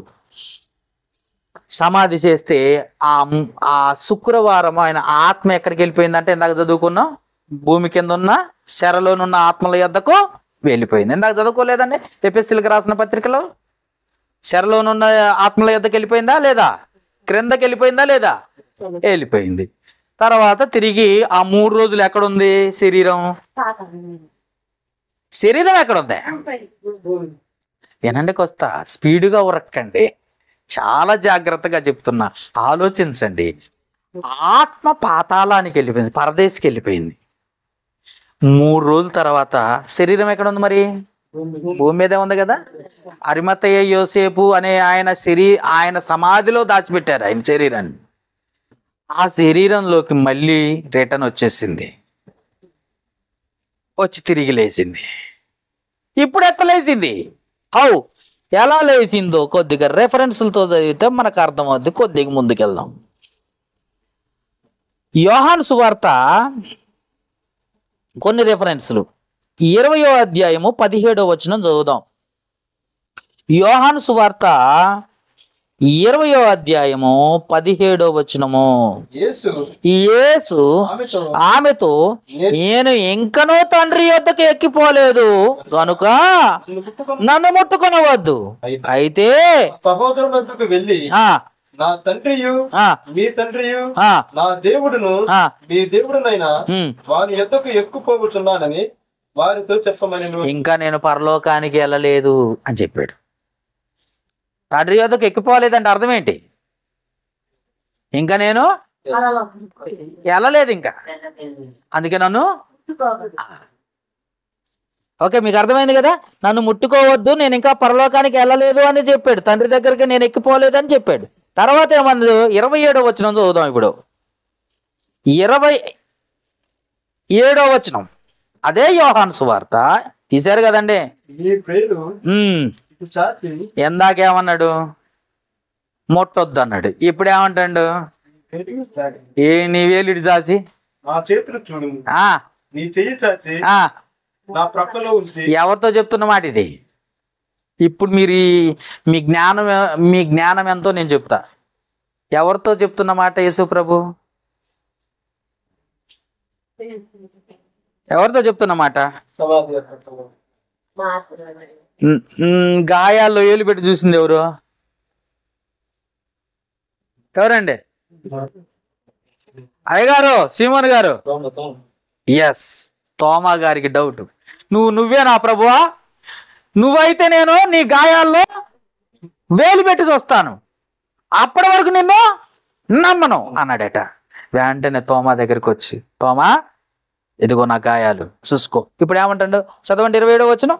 అటు తర్వాత తోమా చూసి, నీ వ్రేలు ఇటు చూసి నా చేతులు చూడుము, నీ చెయ్యి చాచి నా ప్రక్కలో ఉంచు. ఇది ఎందుకంటే బల్లెప్పు పోటు ఎక్కడ పొడిచారు? ప్రక్కలో ఉంటది. గాయం ఏముంటుందో తెలుసు కదా, ఓలు పడి ఉంటది కదండి, రంధ్రం పడి ఉంటది కదండి. ఒకసారి చేయబెట్టి చూడు అంటున్నాడు. తోమాకు కదా డౌట్, మీకు కూడా డౌట్. ఎందుకంటే చూడక నమ్మిన వారు దాన్ని, ఇలాంటి చూసి నమ్మిన వారు గొప్పలు అనుకుంటారు మీరు కూడా. యేసుప్రభు ఏమన్నాడు? చూసిన వాళ్ళు నమ్మిన వాళ్ళు దానిలే, చూడక నమ్మిన వాళ్ళు దానిలే. మీరు ఎలాంటి వాళ్ళు? చూసి నమ్మిన వాళ్ళు దానిలే అంటారు. తోమా టైప్ అనమాట. యేసుప్రభుని అంటే డొక్కలో పెట్టి చూడు అయ్యా, ప్రక్కలో ఉందో చూడయ్యా, చేయి పెట్టు అంటున్నాడు. ఇప్పుడు చెయ్యికి తగిలిందా లేదా? ఆ చేతులు కనపడ్డాయా లేదా? అంటే ఏ దేహంతో లేచాడు? మట్టి దేహమేనా? మరి మీరు క్లారిటీ ఉండాలి, మీరు క్లారిటీ ఉండాలి. అందుకే మట్టి దేహంతో తిరిగి లేచాడు. మట్టి దేహంతో లేచిన ఆయన ఆ సాయంత్రం ఏం జరిగిందో తెలుసా? పరలోకము నుండి ఆయన శరీరం మీదకు ఒక శరీరం వచ్చిందంట. ఎలా వచ్చిందో అది కూడా కొద్దిగా చూద్దాం. కొరింథీయులకు రాసిన మొదటి పత్రిక 15వ అధ్యాయం 20వ వచనం. వాక్యం కొంచెం లోతుగా ఉంటుంది, అందుకే ఆలోచించండి. 15వ అధ్యాయం కొరింథీయులకు రాసిన మొదటి పత్రిక 15వ అధ్యాయం 20వ వచనం. ఇప్పుడైతే నిద్రించిన వారిలో ప్రథమ ఫలముగా క్రీస్తు, అది సంగతి. ఆయన శరీరం తిరిగి లేచిందంటే మన శరీరాలు కూడా లెగుతాయా లేగవా? మట్టిలో కలిసిపోయిన శరీరం ఎట్లా లేచింది అంటున్నావుగా, పులుగులు పట్టిపోయింది అంటున్నావుగా, మట్టిలో కలిసిపోయిందిగా, బోడిదైందిగా, సముద్రంలో కలిసిపోయిందిగా, కనవలేదండి? ఏం చేశారండి? చక్కగా కట్టెలు పేర్చారు అండి, దాని మీద పెట్టారు, నుప్పు అంటించారు, మొత్తం కాలి ఎముకలతో సహా బూడిదై కూర్చుంది. ఈ బూడిద ఎక్కడికి వెళ్ళింది? భూమిలోకి వెళ్ళిపోయింది. వీడిని చక్కగా పెట్టెలో పెట్టారు, బాక్స్లో తీసుకుపోయి సమాధి చేశారు. కొన్ని సంవత్సరాల పెట్టె పాడైపోయింది, వాడి ఎముకలు పాడైపోయింది. అది ఆడ కలిసిపోయింది, భూమిలో కలిసిపోయింది. ఎక్కడో సముద్రంలో వాడ పగిలిపోయింది, ఆ వాడలో ఉన్నోడు టుపుక్కుమని చచ్చిపోయిండు. వాడాడు చచ్చిపోయిండు, నీళ్ళలో పడి చచ్చిపోయింది. ఈ నీళ్ళలో పడి చచ్చిపోయిన శరీరం ఏడుంది? చేపలు పీక్కొని తినేసింది. ఏమన్నా అంటే పెద్ద చేపలు ఉంటాయి కదండి, తినేసిన తర్వాత ఆ చేపలు ఏం చేసినాయి? మళ్ళా జీర్ణం అయిపోయింది. వ్యర్థాన్ని ఏం చేసిందంటే బయటకు వదిలేసింది. వదిలేస్తారా లేదా? వదిలేసింది. ఇప్పుడు ఆ వ్యర్థం ఎక్కడికి పోయింది? మళ్ళీ భూమిలోకి పోయింది. ఇప్పుడు క్లియర్గా అయిందా? అంటే మట్టి దేహం మట్టిలో కలిసిపోయింది. మట్టి దేహం మరలా తిరిగి దేవుడు యేసు ప్రభు దేహాన్ని ఎలా లేపాడో మన దేహాన్ని కూడా అలా లేపటానికి ప్రథమ ఫలముగా క్రీస్తుని లేపాడట. నువ్వు నమ్మవు కదా, మట్టిలో కలిసిపోయిద్దా అంటావు నువ్వు. అందుకే క్రీస్తు దేహాన్ని చూపించాడు. క్రీస్తు దేహం ఉందా సమాధిలో? లేదు కనుక ఆయన దేహం లేచినట్లయితే నీ దేహం కూడా లెగుస్తుంది. అంటే కుళ్ళిపోయిన ఈ దేహాన్ని మళ్ళీ తిరిగి, పాడైపోయిన ఈ దేహాన్ని మళ్ళీ తిరిగి లేపుతాడు. అంటే బూడిదైపోయినా సరే తిరిగి లేపగలిగిన శక్తి ఎవరికి ఉంది? ఎవరికి ఉందండి? గట్టిగా చెప్పాలి, దేవునికి ఉంది. ఇప్పుడు ఆత్మ దిగంబరత్వం కలిగి ఉంటుందా? ఒకసారి చూడండి, కొరింథీయులకు రాసిన 2వ పత్రిక. నానా ఇప్పుడు చూడండి, ఆ శరీరంలోకి ఏం జరిగిందో చూద్దాం. ఇప్పుడు మార్పులు చేర్పులు ఉన్నాయి. ఇప్పుడు ఏం జరిగిందో క్లియర్ గా మీకు అర్థం కావాలంటే కొరింథీయులకు రాసిన 2వ పత్రిక 5వ అధ్యాయము తీయాలి. 2వ పత్రిక 5వ అధ్యాయం 1 నుండి చదువుకుంటూ పోదాం. కొరింథీయులకు రాసిన 2వ పత్రిక 5వ అధ్యాయం 1 నుండి చదవాలి. ఇప్పుడు మీకు భూమి మీద, జాగ్రత్తగా చదవండి, భూమి మీద మన గుడారం అంటే ఏ గుడారం? ఇది క్లియర్ గా ఉండండి. గుడారం అంటే ఈ గుడారం అనుకునేరు. గుడారం అంటే ఈ గుడారం, అర్థమైంది కదా? ఈ గుడారం ఈ నివాసం శిథిలమైపోయిందని. ఈ నివాసం శిథిలమైపోద్దా లేదా? శిథిలమైపోద్దా లేదా? మట్లో కలిసిపోతే ఏమైపోద్ది? ఏమి చెప్పట్లేదండి మీరు. శిథిలమైపోయినను చేతి పని కాక దేవుని చేత కట్టబడినది నిత్యమైనది పైన నివాసము అదిగో అక్కడ ఉందంట. అసలు ఇది ఉంది, ఇది డూప్లికేట్. అమ్మా వినాలి, ఇటు వినాలి. ఇదేమో డూప్లికేట్. ఒరిజినల్ ఎక్కడుంది? ఎక్కడుందని చెప్తున్నాడు ఏమండి ఇర్మియా గారు? డూప్లికేట్ ఎక్కడుంది, ఒరిజినల్ ఎక్కడుంది? ఒరిజినల్ ఎక్కడుంది? ఇప్పుడు జరిగింది చదవండి. ఇప్పుడు పరలోకంలో ఉన్నదని మనం ఎరుగుదుము. 2వ వచనం, మనము దిగంబరులము కాక వస్త్రము ధరించుకుని వారముగా కనబడుతాము. ఎలాగూ? వస్త్రం ఎలా ఉంది? ధరించుకున్నావా లేదా? ధరించుకున్న వారిగా కనపడుదుము. కాబట్టి పరలోకము నుండి వచ్చు మన నివాసము దీనిపైన ధరించుకును అపేక్షించుచు దీనిలో మూలుగుచున్నాము. అంటే ఈ దేహం మీదకి అదొచ్చి ఆగిద్దట, అదొచ్చి వాలిపోద్ది. నీకు అర్థమైందండి? వాక్యము చాలా లోతుగా ఉంటది. ఈ దేహం ఉంది కదా, అర్థమవుతుందా? నాకెళ్ళి చూడండి. ఈ దేహం ఉంది కదా, ఈ దేహము మీదికి ఆ పరలోకము నుండి మనకు ఒక దేహం ఉందండి పరలోకంలో, ఆ దేహం వచ్చేసి కవర్ చేస్తుంది. ఇప్పుడు ఈ దేహం ఎక్కడుంది? లోపల ఉంది, మట్లో కాదు, లోపల ఉంది. పైన ఉన్నదేంటి? అక్షయ దేహం. అప్పుడు ఈ దేహం ఏమైపోద్ది? అక్షయ దేహం లోపల ఉంది, మట్టి దేహం ఏడుంది? అక్కడుంది. అక్షయ దేహం పైన ఉంది, మట్టి దేహం ఎక్కడుంది? లోపల ఉంది. మార్పు చెందింది. ఇట్స్ క్లియర్, అర్థమైందండి? లోపల ఉంది అది, దాన్ని పాడు చేయలేదు దేవుడు. పాడు చేసినా ఒప్పుకోడు దేవుడు. దాన్ని పాడు చేయకుండా దాన్ని తీసుకొని దాన్ని మళ్ళీ యథాస్థితిగా చేసి ఆ దేహం తీసుకొచ్చి ఈ దేహం మీద పెట్టి, ఏమండి ఈ దేహం పాడైపోద్దని అంటే ఒప్పుకుంటాడండి? రక్త మాంసాలు తయారు చేసిన దేహం అండి ఆయన శరీరం. మన శరీరాన్ని నిర్మించాడండి, కష్టపడి చేతులతో చేసిన. పాడు చేసుకుంటాడండి ఎవరన్నా? ఏమన్నా ₹1,00,000 పెట్టి ఒక వస్తువు కొనుక్కొని తీసుకొచ్చి ఎత్తేసి పగల కొడతావా? పిచ్చోడైతే ఆ పని చేస్తాడు, మంచోడు జాగ్రత్త పడతాడు. అలాగనే దేవుడు తన హస్తాలతో నిన్ను నన్ను ఈ దేహాలతో దేహాలని నిర్మించాడు, తన చేతులతో నిర్మించాడు. ఇది ఎందుకు పాడు చేసుకుంటాడు? భూమిలో ఎందుకు కలిసిపోయేటట్టు చేస్తాడు? తిరిగి లేపుతాడు. శిథిలమైపోయినను తిరిగి లేపి దానిలోనికి పైనుండి వచ్చిన దేహం వస్తే, చదవండానా 3వ వచనం 2వ వచనం, మనము దిగంబరులము కాక వస్త్రము ధరించుకొని వారముగా కనపడుతుము. కాబట్టి పరలోకము నుండి వచ్చు మన నివాసము దీనిపైన, దేనిపైన? అది పాడైపోయే శరీరం కాదు ఇది. దీనిపైన ధరించుకొని అపేక్షించుచు దీనిలో మూలుగుచున్నాము. 3వ వచనం, ఈ గుడారములోనున్న మనము భారం మోసుకొని మూలుగుచున్నాము. ఇది తీసివేయవలనని కాదు, ఇది ఇది ఇది ఇది ఇది ఇది తీసివేయవలనని కాదు, కానీ మర్త్యమైనది జీవము చేత రింగివేయబడినట్లు ఆ నివాసమును దీనిపైన ధరించుకొనగోరుచున్నాము. చాలా క్లారిటీగా ఉంది కదండి. ఇప్పుడు మట్టి దేహం పైకి ఆ మహిమ దేహం వచ్చేసిద్దట.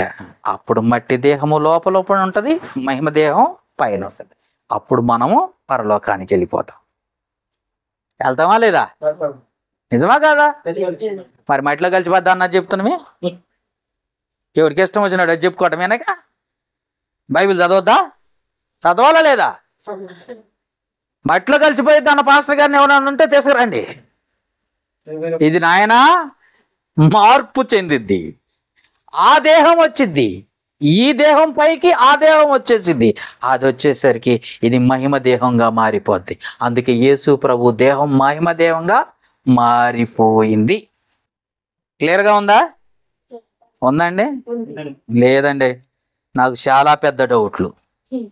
ఉందా లేదా? ఉందంటున్నారు. ఎలా ఉందో మీకు చూపిస్తాను ఇప్పుడు. మన దేహాలు ఎట్లా మారతాయో చూద్దాం. యోహాను సువార్త 5వ అధ్యాయం. యోహాను సువార్త 5వ అధ్యాయం తీసారా? ఇంత స్పీడ్గా తీస్తారనుకుంటే ఇంకొక గంట దాకా పట్టేటట్టు. 5వ అధ్యాయం 28-29 వచనాలు. 28-29 వచనాలు. యోహాను సువార్త 5వ అధ్యాయం. యోహాను సువార్త 5వ అధ్యాయం 28-29 వచనాలండి. దీనికే ఆశ్చర్యపడుతున్నారా? దీనికి ఆశ్చర్యపడకుడి. ఒక కాలం వస్తుంది, ఆ కాలమున సమాధులలో ఉన్న వారందరూ ఆయన శబ్దం విని మేలు చేయవారు, జీవ పునరుత్థానమునకును కీడు చేయవారు బయటికి వచ్చేది. ఎక్కడి నుండి వస్తారు? ఎక్కడి నుండి వస్తారు చెప్పండి. ఇప్పుడు సమాధుల్లో ఉన్నారండి వీళ్ళు. ఏం చెప్పట్లేదు, అంత డౌట్. ఎంత చాలా క్లియర్గా చెప్పుకుంటూ వస్తున్నా నేను. పాతాళములో ఉన్న వాళ్ళు సమాధిలోకి వచ్చి, సమాధిలో ఉన్న శరీరంలోనికి వచ్చి, సమాధిలో ఉన్న శరీరం బయటికి తీసుకొస్తాడట. ఉత్తి పుణ్యానికి అనుకుంటున్నావు నీ శరీరం? ఏది తాగి తందనాలాడి లివర్లో పాడు చేసుకొని కిడ్నీలు పాడు చేసుకోవడానికి నీకు శరీరాన్ని ఇచ్చింది? లేకపోతే నా శరీరం నా ఇష్టం వచ్చినట్టు బండి బాగా తోలి కాలు చేతులు ఎరగొట్టుకోవడానికి నీకు శరీరాన్ని ఇచ్చింది? దేహం ఎవరిదండి? ఎవరిదే? దేవునిది. దేవునిదికి అప్పగించాల్సింది పోయి నువ్వు నీ ఇష్టం వచ్చినట్టు చేస్తే ఒప్పుకుంటాడా? ఒప్పుకుంటాడా? జాగ్రత్త బిడ్డ. ఏమంటున్నాడు చూడండి. ఇప్పుడు మళ్ళీ ఎక్కడెక్కడ వద్దాం. మళ్ళీ కొరింథీయులకు రాసిన 2వ పత్రిక.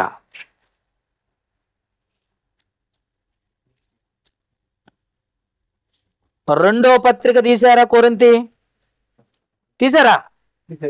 5వ అధ్యాయం 10వ వచనం చదువుదాం. 5వ అధ్యాయం 10వ వచనం. 5:10 అండి. ఎందుకనగా తాను జరిగించిన క్రియల చొప్పున అవి మంచివైనను సరే, చెడ్డవైనను సరే. దేహం అంటే ఏంటి? క్లియరా?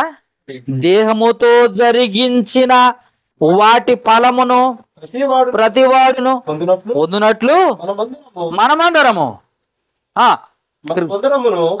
క్రీస్తు న్యాయపీఠము ఎదుట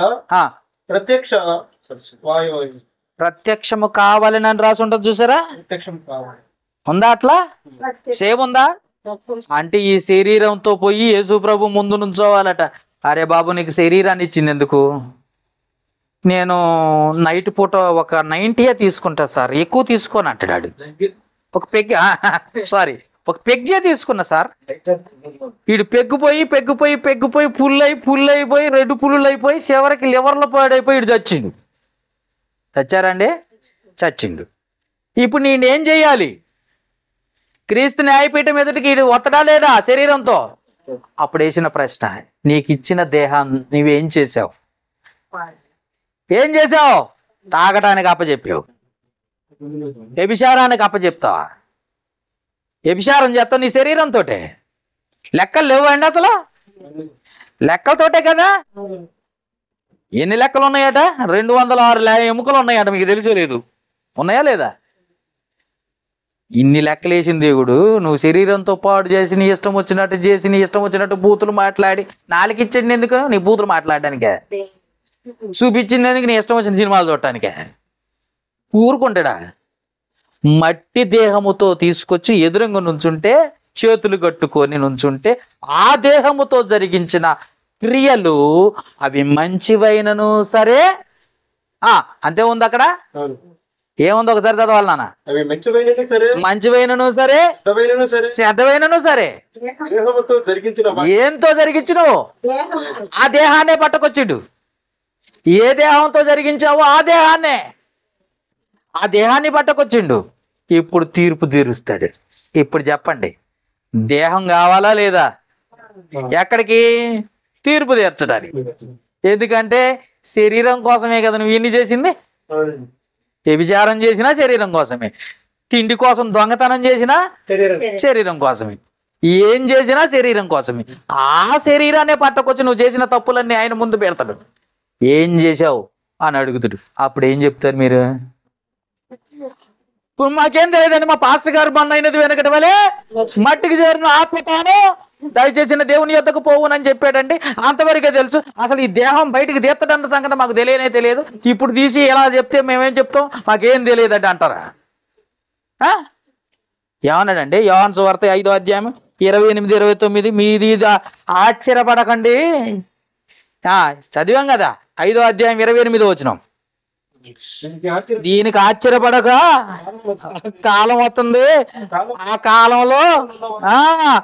ఆ కాలంలో సమాధుల్లో ఉన్నారట చాలా మంది. మట్టిలో కలిసిపోయారు అనుకుంటున్నారు మీరు బిడ్డలారా. మీ తల్లిదండ్రులు ఎక్కడున్నారు? మీ తాతలు ఎక్కడున్నారు? వాళ్ళ తాతలు ఎక్కడున్నారు? నీ కుటుంబం అంతా ఎక్కడుంది? నీ వంశవృక్షం అంతా ఎక్కడుంది? వాళ్ళందరినీ పైకి లేపుతాడు. ఎలా లేపుతాడు? దేహములతో, శరీరాలతో లేపుతాడు. అర్థమైందండి? అంటే ఇప్పుడు శరీరంతో ఏం చేసినా సరిపోద్దా? ఇప్పుడు చెప్పండి. అంటే ఇప్పటిదాకా ఏమనుకున్నాం? ఆత్మ వరకే పోద్ది అనుకున్నారు కదా. ఇప్పుడు శరీరం పోద్దట. ఎక్కడికి? ఇప్పుడు ఎక్కడికి పోద్ది? 29వ వచనంలో ఎక్కడికి పోద్ది? 28, 29లో ఎక్కడికి పోద్ది అని చెప్పుంది? మేలు చేయువాడు. 29వ వచనం చదవన్నానా? మేలు చేసిన వారు. జీవ పునరుత్థానం అంటే జీవం ఎక్కడుంది? పరలోకంలో ఉంది. పరలోకానికి వెళ్ళిపోద్ది శరీరం. ఎక్కడి నుండి లేపిండు? ఎక్కడి నుండి లేచిందండి శరీరం? సమాధిలో ఏముంది? కులిపోయిన శరీరం కదా. ఏం చెప్పట్లేదండి? నిద్రపోతుందా? లేదు కదా. కుళ్ళిపోయిన శరీరాన్ని పైకి లేపి మళ్ళీ మంచి శరీరాన్ని తయారు చేసి దాన్ని తీసిపోయి క్రీస్తు న్యాయపీఠం మీద నిలవబెట్టి అది తప్పో ఒప్పో రైటో కాదో ఏం చేసావో లెక్కలు చెప్పించిన తర్వాత దాన్ని ఎక్కడ తీసుకుపోతాడట? ఇప్పుడు ఎక్కడికి? పరలోకానికి. కీడు చేసిన వాడు ఎక్కడికి? కింద చూడండి, తీర్పు పునరుత్థానమునకు అంటే నరకానికి. ఇప్పుడు చూసారా, శరీరానికి కూడా శిక్ష ఉందని తెలుసా మీకు? ఏది? శరీరానికి శిక్ష ఉందా లేదా?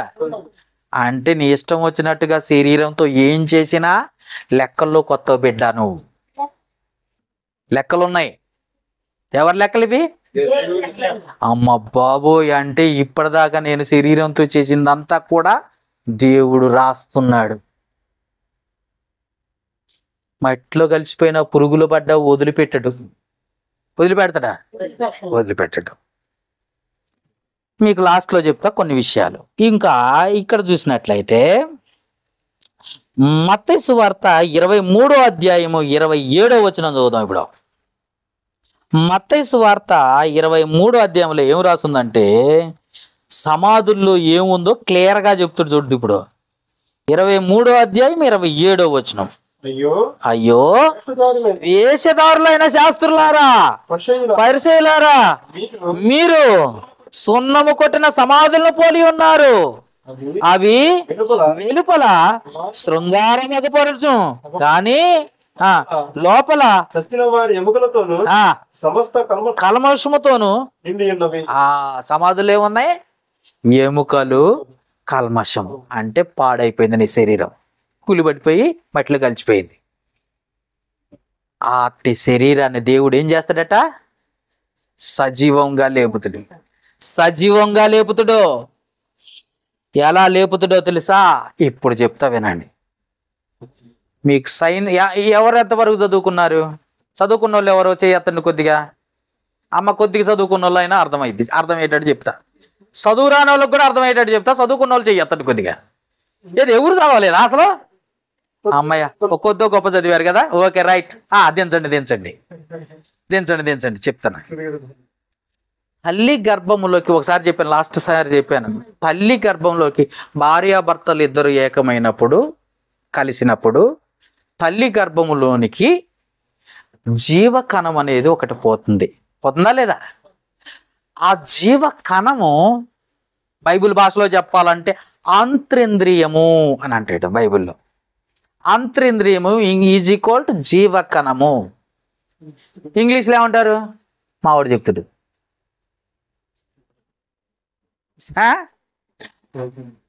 సెల్స్ అంటారు.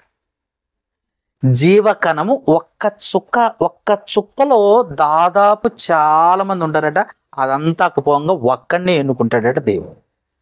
ఈ ఒక్కడిని తయారు చేయటే విధానం ఎట్లా తెలుసా?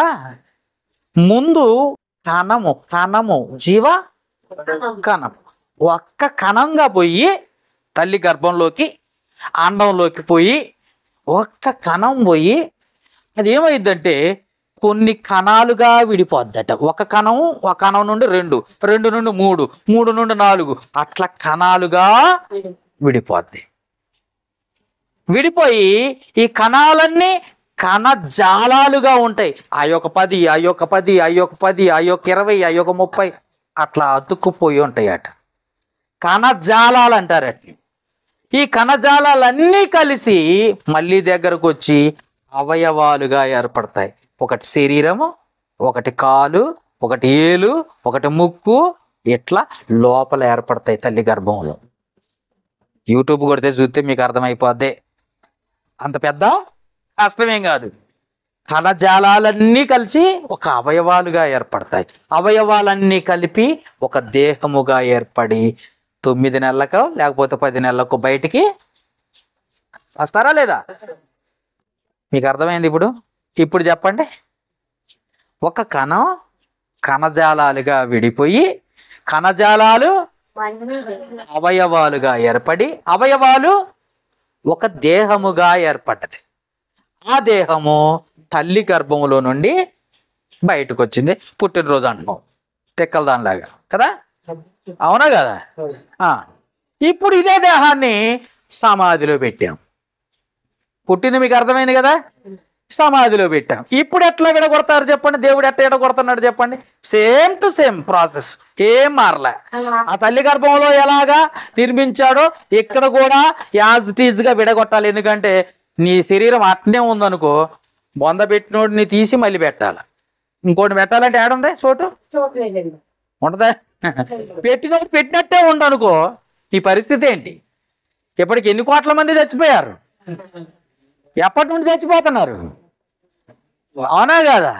మీరున్న స్థలం ఇంతకు ముందు బొందలగడ్డేమో మీకేమో తెలుసు, కింద ఉన్న సంగతి, అవునా కదా? కాబట్టి అది విడగొడుతున్నాడట. ఇప్పుడు ఎలా విడగొడుతున్నాడంటే, దేహాన్ని దేవుడు ఇచ్చాడు కదా, ఈ దేహములో నుండి ఆత్మ వెళ్ళిపోయిన తర్వాత, మరణించిన తర్వాత ఇది తీసుకుపోయి సమాధిలో పెట్టాం. ఫస్ట్ ప్రాసెస్, అవయవాలుగా విడిపోతాయి.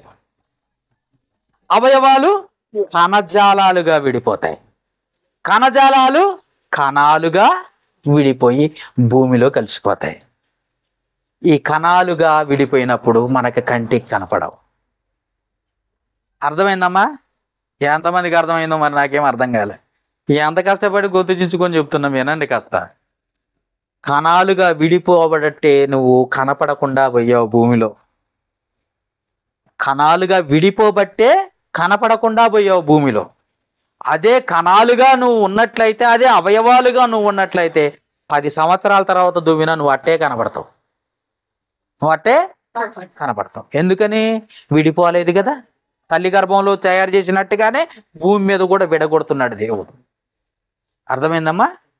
అర్థమైందా? అందుకే శరీరము ముందుగా తీసుకుపోయి సమాధి చేస్తే సమాధిలో నుండి అవయవాలుగా విడిపోతాయి.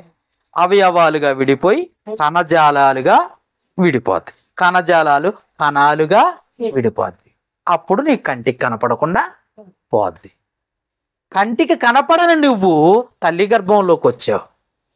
ఇప్పుడు కణాలుగా ఏర్పడి, కణాలు కణజాలాలుగా ఏర్పడి, కణజాలాలు అవయవాలుగా ఏర్పడి, అవయవాలన్నీ కలిసి ఒక దేహంగా ఏర్పడి భూమి మీదకి వచ్చాం. అర్థమైందమ్మా? చచ్చిపోయేటప్పుడు ఆ ప్రాసెసే, బ్రతికి నిన్ను బయటికి తీసుకొచ్చేటప్పుడు అదే ప్రాసెస్. దేవుడి దగ్గర అదే ప్రాసెస్ ఉంది, జాగ్రత్త. అందుకే సమాధిలో నుండి పైకి లేపుతున్నాడు. ఎలా లేపుతున్నాడు ఇప్పుడు చూద్దాం. ప్రకటన గ్రంథము 20వ అధ్యాయము 13వ వచనం చదువుదాం. ఇప్పుడు ఏం రాసిందో తీయాలి ఇప్పుడు మీరంతా కలిసి. ప్రకటన గ్రంథము 20వ అధ్యాయము 13వ వచనము. సముద్రము తనలో ఉన్న మృతులను, ఏంటది?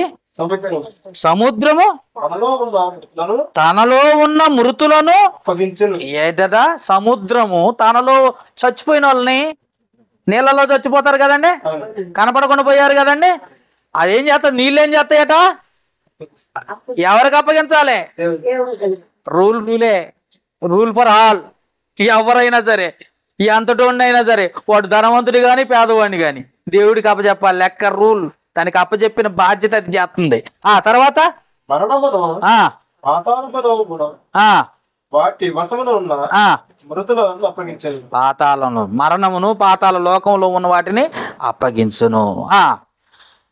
వారిలో ప్రతివాడు తన క్రియల చొప్పున తీర్పు పొందెను. అది సంగతి. ఎక్కడ చచ్చిపోయిన వాడు అక్కడే తీర్పులోనికి వచ్చేస్తున్నాడట. అర్థమైందండి? అగ్నిగుండంలో పడిపోయిన బూడిదైనా అది పాతాళ లోకం కదా, భూమి కదండి, ఆ భూమి అప్పగేస్తుంది. మళ్ళీ అది ఆ స్థితిగా కొంచెం కొంచెం కొంచెం కణజాలాలు అవయవాలు శరీరంగా ఏర్పడి మళ్ళీ భూమి మీదకి వచ్చేసి ప్రభు సన్నిధికి వెళ్ళిపోవాలి. లోపల తల్లి గర్భంలోనికి రావాలంటే కణాలు కణజాలాలుగా ఏర్పడి, అవయవాలుగా ఏర్పడి శరీరంగా వచ్చి బయటికి రావాలి. ఎంత క్లియర్గా ఉందో చూడండి. అందుకే యేసు ప్రభు శరీరం కూడా అలాగే లేపాడు, మనల్ని కూడా అలాగే సేమ్ లేపుతాడు. లేపి ఈ శరీరం ఎక్కడ పోద్ది? పరలోకానికి వెళ్తుందా లేదా? డౌట్గా ఉందా? ఇంకా డౌట్గా ఉందా? లేదు కదా? లేపాడా? లేపుతాడా? అందుకే ఇష్టం వచ్చినట్టు శరీరంతో చేయొచ్చు కదా, చేయొచ్చు, ఏం తప్పేం లేదు. కొరింథీయులకు రాసిన మొదటి పత్రిక మరొకసారి చూద్దామండి. 15వ అధ్యాయం 42వ వచనం. కొరింథీయులకు రాసిన మొదటి పత్రిక 15వ అధ్యాయం 42వ వచనం. 42వ వచనం. ఈ ప్రశ్నకి జవాబు కొంచెం డౌట్ ఉంది కదా, ఆ డౌట్ క్లియర్ చేయాలని 42వ వచనం చదువుదాం. మృతుల పునరుత్థానము అలాగే శరీరము క్షయమైనదిగా ఎత్తబడి అక్షయమైనదిగా లేపబడును. క్షయమైనదిగా విత్తబడి అక్షయమైనదిగా లేపబడును. బాగా గుర్తుపెట్టుకోండి. క్షయమైనది అంటే కంటికి కనబడేది, అక్షయమైనది అంటే కంటికి కనపడనది. కంటికి కనబడేది కంటికి కనపడింది ఏంటి? అక్షయం. విత్తనం తీసపోయాను, భూమి మీద కనపడేది అని ఎత్తే కనపడింది చెట్టు వస్తుంది. ఎప్పుడైనా చూసావా? లేదు. అది ఏంటంటే చెట్టు వచ్చింది, నేను వేసింది ఏంటి? నువ్వు గింజలు వేసినావు, ఎప్పుడేమొచ్చింది? అది సంగతి. అక్షయమైనది నీ కంటికి కనపడింది బయటకు వచ్చింది. అలాగనే ఈ శరీరాన్ని తీసుకుపోయింది భూమిలో పాతి పెట్టిన తర్వాత దేవుడు పరలోకంలో ప్రతి వాడికి ఇచ్చాడట, ఏర్పాటు చేసుకున్నాడట. మంచివాడికి చెడ్డవాడికి కూడా గుడారం ఏర్పాటు చేశాడు. ఆ గుడారం ఎప్పుడైతే వీడి మీదకు వస్తుందో, ఆ గుడారం వచ్చి వీడు నరకంలోకి వెళ్తే అప్పుడు అగ్ని ఆరదు, పురుగు చావకుండా ఉంటాడు. అంతే కదండి? అక్షయమైనది వస్తేనే కదా పురుగు చావకుండా ఉండేది. కాబట్టి శరీరం కూడా నరకానికి వెళ్ళిపోద్ది, వాడి ఆత్మ కూడా నరకానికి వెళ్ళిపోద్ది. శరీరము పరలోకానికి పోద్ది, వాడి ఆత్మ కూడా పరలోకానికి వెళ్ళిపోద్ది. అందుకే యేసు ప్రభు దేహాన్ని పైకి లేపాడు. నీకు దగ్గోలో నాకు దగ్గోలో ఒక ప్రశ్న వేశారు. మాకు సాక్ష్యం ఏంటి? మాకు సాక్ష్యం కావాలా లేదా? సాక్ష్యం కావాలట. సరే చూద్దాం. చూడాల్సిందే సాక్ష్యం ఖచ్చితంగా. మత్తయి సువార్తలో ఎదుగుతుందండి. మత్తయి సువార్త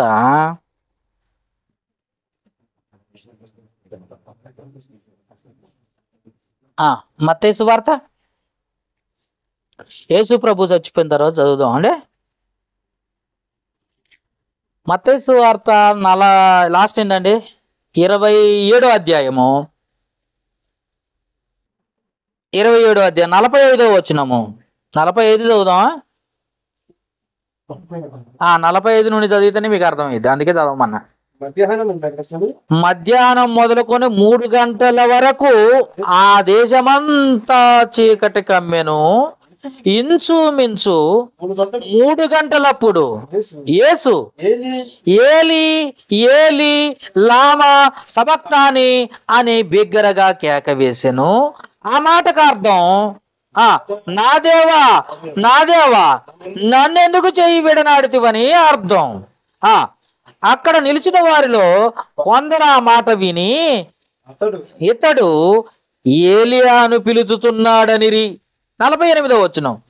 వెంటనే వారిలో ఒకడు పరిగెత్తుకొని పోయి స్పంజి తీసుకొని చిరకలో ముంచి రెల్లున తగిలించి ఆయనకు త్రాగనిచ్చాను. తక్కిన వారు ఊరకుండి ఏలియా అతను రక్షించునేమో చూస్తామనిరి. 50వ వచనం ఇప్పుడు టిక్కు పెట్టుకోండి. ఏమంటున్నాడు? యేసు మరలా బిగ్గరగా కేక వేసి ప్రాణం విడిచాడు. ఇప్పుడు యేసు ప్రభు ఏమైపోయాడు? చచ్చిపోయాడండి. యేసు ప్రభు ఏమైపోయాడు? చచ్చిపోయాడు. రైట్. ఏం జరిగింది? అప్పుడు దేవాలయపు తెర పైనుండి క్రింద వరకు 2గా చినిగాను. భూమి వణికెను, బండలో బ్రద్దలాయను, సమాధులు తెరవబడెను. ఇదేంటి అప్పుడు సమాధులు తెరవబడటం ఏంటి? ఈ యేసు ప్రథమ ఫలముగా లెగుస్తాడన్న దానికి గుర్తుగా ముందుగానే దేవుడి ప్రయోగం చేశాడు. చూడండి ఒకసారి. ఏం జరిగింది? సమాధులు తెరవబడెను, చచ్చిపోయిన అనేక మంది పరిశుద్ధుల శరీరములను లేచెను. వారు సమాధుల్లో నుండి బయటకు వచ్చి ఆయన లేచిన తర్వాత పరిశుద్ధ పట్టణంలో ప్రవేశించి అనేకులు కాకపడిరి. ఇప్పుడు మీకు క్లియర్గా అయిందా? ఎప్పుడో చచ్చిపోయిన వాళ్ళు సమాధులు బద్దలు కొట్టుకుని బయటికి లేచి వచ్చి వాళ్ళకి అందరికి కనపడ్డారనుకో, ఏం జరిగిద్దా చెప్పండి? ఇప్పుడు 10 సంవత్సరాల క్రితం చచ్చిపోయిన మీ తాత లేచి సమాధులు బద్దలు కొట్టుకుని లేచి వచ్చి అమ్మ బాగానవా అన్నాడు అనుకో, ఏమైతే ఉన్నామని చచ్చిపోద్ది ముందు. ఇది దెయ్యమా మనుషులేనండి. శరీరాన్ని ధరించుకొని వచ్చారట. సమాధులు పగలగొట్టుకుని ఎలా వచ్చారు? శరీరాన్నే ధరించుకొని వచ్చారు. వచ్చి ఎక్కడ కనపరుచుకుంటున్నారు? సాక్ష్యం అడిగారు కదా ఇందాక. ఆ సాక్ష్యము దేవుడు చూపిస్తున్నాడు. అందరి ఎదుటికి వచ్చి ముందుగా చూపించారు. ఇదిగో శరీరం. ఎక్కడ? పురుగులు పట్టిన దేహం అనుకున్నావు నువ్వు, పాడైపోయిన దేహం అనుకున్నావు, మట్టిలో కలిసిపోయే దేహం అనుకున్నావు, చేతకాని దేహం అనుకున్నావు, అది పనికిరాని దేహం అనుకున్నావు, విడిచిపెట్టేసి ఓన్లీ పరలోకానికి ఆత్మ మాత్రమే పోద్ది అనుకున్నావు. అందుకు నిన్ను నమ్మించాలంటే తండ్రి అయిన దేవుడు చేసిన ప్రయత్నం ఏంటో తెలుసా? సమాధుల్ని బద్దలు కొట్టి పైకి లేపాడట. సాక్ష్యం కావాలి కదా నీకు? కొట్టాడా లేదా? సమాధుల్లో నుండి బయటకు వచ్చారా? ఎక్కడికి వచ్చారు? ఊరి మధ్యకు వచ్చారు. ఎక్కడికి వచ్చారు? చదవండి నాన్న. ఏమండి? 52వ వచనం. సమాధులు తెరవబడెను. నిద్రించిన చనిపోయిన అనేక మంది పరిశుద్ధులు శరీరములు గుర్తుపెట్టుకోండి. శరీరం కలిసిపోద్దని చెప్పకండి మట్టిలో. శరీరములను లేచెను. వారు సమాధుల్లో నుండి బయటకు వచ్చి ఆయన లేచిన తర్వాత ఎక్కడికి? పట్టణంలోకి, యెరూషలేములోకి, డైరెక్ట్ గా వినాయకపురం ఊర్లోకి వచ్చారనుకో. మీ పరిస్థితి ఏంటి? ఏమండి మీకు అర్థమవుతుందా? చచ్చిపోయిన వాళ్ళందరూ సమాధులు బాగా కొట్టుకొని ఊర్లోకి వస్తున్నారు అనుకో, పరిస్థితి ఎంత భయం. అసలు మీ నానే 10 సంవత్సరాల క్రితం చచ్చిపోయాడని మా నాన్న అంటున్నావు, ఆయన లేచి నేను మీ నాన్న అన్నాడు అనుకో, నీ గుండె ఏమైపోయిందో తెలుసా? 72 మీద కొట్టుకునేది 150 మీదకు పోద్ది. అవసరమైతే హార్ట్ అటాక్ వచ్చి ముందు నువ్వు చచ్చిపోతావు. అవునా కదా? అందుకు సాక్ష్యం చూపించాడు శరీరాలను లేపి. అప్పటికే కుళ్ళిపోయిన శరీరాలు, ఎప్పుడో కొన్ని 100 సంవత్సరాల క్రితం పాతి పెట్టిన వాళ్ళందరూ లేచారు. అవునా కదా? కొన్ని 100 సంవత్సరాల క్రితం పాతి పెట్టిన వాళ్ళందరినీ పైకి లేపి చూపించాడు, నా యేసుని, నా కుమారుణ్ణి లేపుతున్నాను, మిమ్మల్ని కూడా అలాగే లేపుతాను. కనుక మట్టిలో కలిసిపోద్దని అనుకునేవారు మీరు, శరీరాన్ని కుళ్ళిపోతాయి అనుకుంటున్నారేమో. పురుగులు తిన్నా సరే పురుగులు కూడా వ్యర్థాన్ని బయటకు వదలాలి, ఆ వ్యర్థము మళ్ళా భూమిలో కలిసిపోవాలి. కలిసిపోయిన ఈ భూమిలో నుండి మళ్ళీ నిన్ను అప్పగించాలి దేవునికి. ఎలాగో? దేహాలతో అప్పగించాలా లేదా? అప్పగించాలి. ఈ దేహం మీదకి ఆ దేహం వస్తుంది. ఎక్కడుంది ఆ దేహం? పరలోకంలో ఉంది. ఆ దేహం ఈ దేహం మీదకి వచ్చినప్పుడు అప్పుడు కీడు చెయ్యువాడు నరకానికి వెళ్ళిపోతాడు, మేలు చెయ్యువాడు జీవ పునరుత్థానానికి వెళ్ళిపోతాడు. ఈ మధ్యలో జరిగే సిచ్యువేషన్ ఏంటంటే, దేహముతో ఏమేం తప్పులు చేసావని క్రీస్తు న్యాయపీఠం మీదట నువ్వు ఉంచవాలా లేదా? చిన్నప్పటి నుండి ఏమేం చేసావు, ఈ శరీరంతో ఏమేమి చేసావు, ఎన్ని పాపాలు చేసావు, ఎన్ని అబద్ధాలు ఆడావు నాలుగుందని, ఎన్ని దొంగతనాలు చేసినావు, ఏమేమి చూసావు, సెల్లులో ఏమేమి బ్లూ పిలుములు అంటారండి, ఏం పిలుములు అయ్యి? ఎయ్యో పిలుములు, అవి చూసావు. జాగ్రత్త బిడ్డ. ఈ శరీరం కొరకే బంగారం, ఈ శరీరం కొరకే బట్టలు, ఈ శరీరం కొరకే ఆహారం, ఈ శరీరం కొరకే నివాసం. కాబట్టి ఈ ఇంటి కొరకు ఎన్నో అబద్ధాలు ఆడతావు, బట్టల కొరకు ఎన్ని అబద్ధాలు ఆడతావు, బంగారం కోసం ఎంతమందినో మోసం చేస్తావు, డబ్బుల కోసం. డబ్బులు ఎవరి కోసం అండి? జాండ పొట్ట నింపుకోవటానికే కదా. ఈ జాండ పొట్ట నింపు కోసం ఎన్నో అబద్ధాలు మోసాలు జరిగిస్తావు. కనుక ఈ శరీరాన్ని తీసుకొచ్చి లెక్కలు అడుగుతాడు ఆయన. అప్పుడు నువ్వు ఏడికి పోతావు చెప్పు? దొరుకుతారా దొరకరా? ఇక్కడ దొరకని వాళ్ళు అంతమంది ఉన్నారు, చేయొత్తండి. ఏం చెయ్యొత్తుంది అంటే అస్సలు దొరకదా?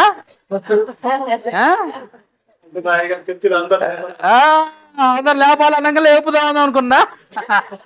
అందరూ దొరికే వాళ్ళే. ఇప్పటి నుండి అయినా జాగ్రత్త పడండి, అంతే కదండి. అందుకే దేహమును చంపేవాడికి భయపడకుడి, దేహమును ఆత్మను మిక్కిలి భయపడండి. ఎందుకంటే ఆత్మ ఉంది, దేహం ఉంది, నరకంలో ఎత్తడు. దేహాన్ని కూడా నరకంలో ఎత్తడట. శరీరాన్ని వదిలిపెట్టడు, శరీరాన్ని కూడా తీసుకుపోతాడు. ఎందుకంటే ఆయన హస్తాలతో నిర్మించుకున్నాడు, ఆయన చేతులతో తయారు చేసుకున్నాడు. పాడు చేస్తాడండి అసలు? నువ్వు పాడు చేస్తున్నావు. ఆయన పాడు చేయొద్దని ఆయన కోరుకుంటున్నాడు, నువ్వేం చేస్తున్నావు? ఎక్కడైనా పాడు చేయకుండా ఉంటారా? మరి ఉండాలా లేదా? జాగ్రత్త. ఏ వస్తువు పోయినా స్టీల్ రాడ్లతో వేయించుకోవాలా.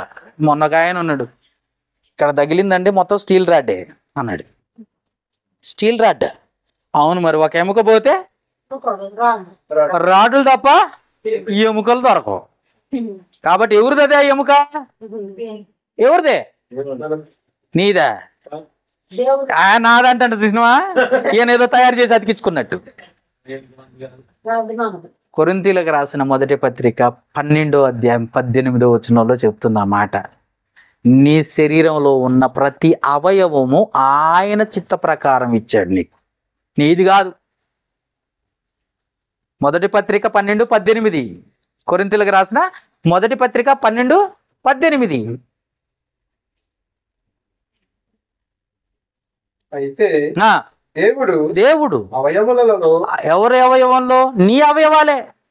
అవయవంలో ప్రతిదాన్ని ఆయన చిత్త ప్రకారం నీ శరీరంలో పెడితే నా అంటనమేంది? నువ్వేమైనా కొన్నవా? ఏమన్నా ల్యాండ్ కబ్జా చేసినావు, నువ్వు మధ్యలో వచ్చి కబ్జా చేసినావు. ఆ ల్యాండ్ ఎవరిది? మరి దేవునిది నువ్వు కబ్జా చేసిన ఆదాటం ఏంది? ఇప్పుడు దొంగలు ఎవరు ఇప్పుడు చెప్పండి? ఎవరండి రౌడీలు? ఎవరు కబ్జా చేసింది? ఎవరు? కాబట్టి జాగ్రత్త. ఈ దేహంతో ఏది చేసినా, దొంగ, వ్యభిచారం, ఏది చేసినా, పాపం ఏది చేసినా దేహముతో చేస్తావు. కాబట్టి ఆ దేహానికి లెక్క. ఆ దేహాన్ని తీసుకొని పోతాడు, మట్టిలో కలిసిపోయి పురుగులు కలిసిపోతాయి, మట్టిలో కలిసిపోతాయి, పురుగులు తినేస్తాయి, అది పాడైపోద్ది, ఇది పాడైపోయి అంటే బూడిదైపోయింది, సముద్రంలో పడిపోయింది, గోదావరిలో కొట్టకపోయింది. ఈ చెప్పకండి. ఎక్కడ కొట్టకపోయినా అక్కడ నుండి ఎవరికి అప్పచెప్పాలి? దేవునికి అప్పచెప్పాలి. ఆ డ్యూటీ వాటికి అప్పచెప్పాడు. అందుకే ఆకాశం ఆలకించము, భూమి జాగ్రత్త. వీళ్ళందరి మీద ఒక కన్నేసి ఉంచుంది. ఎవరి మీద?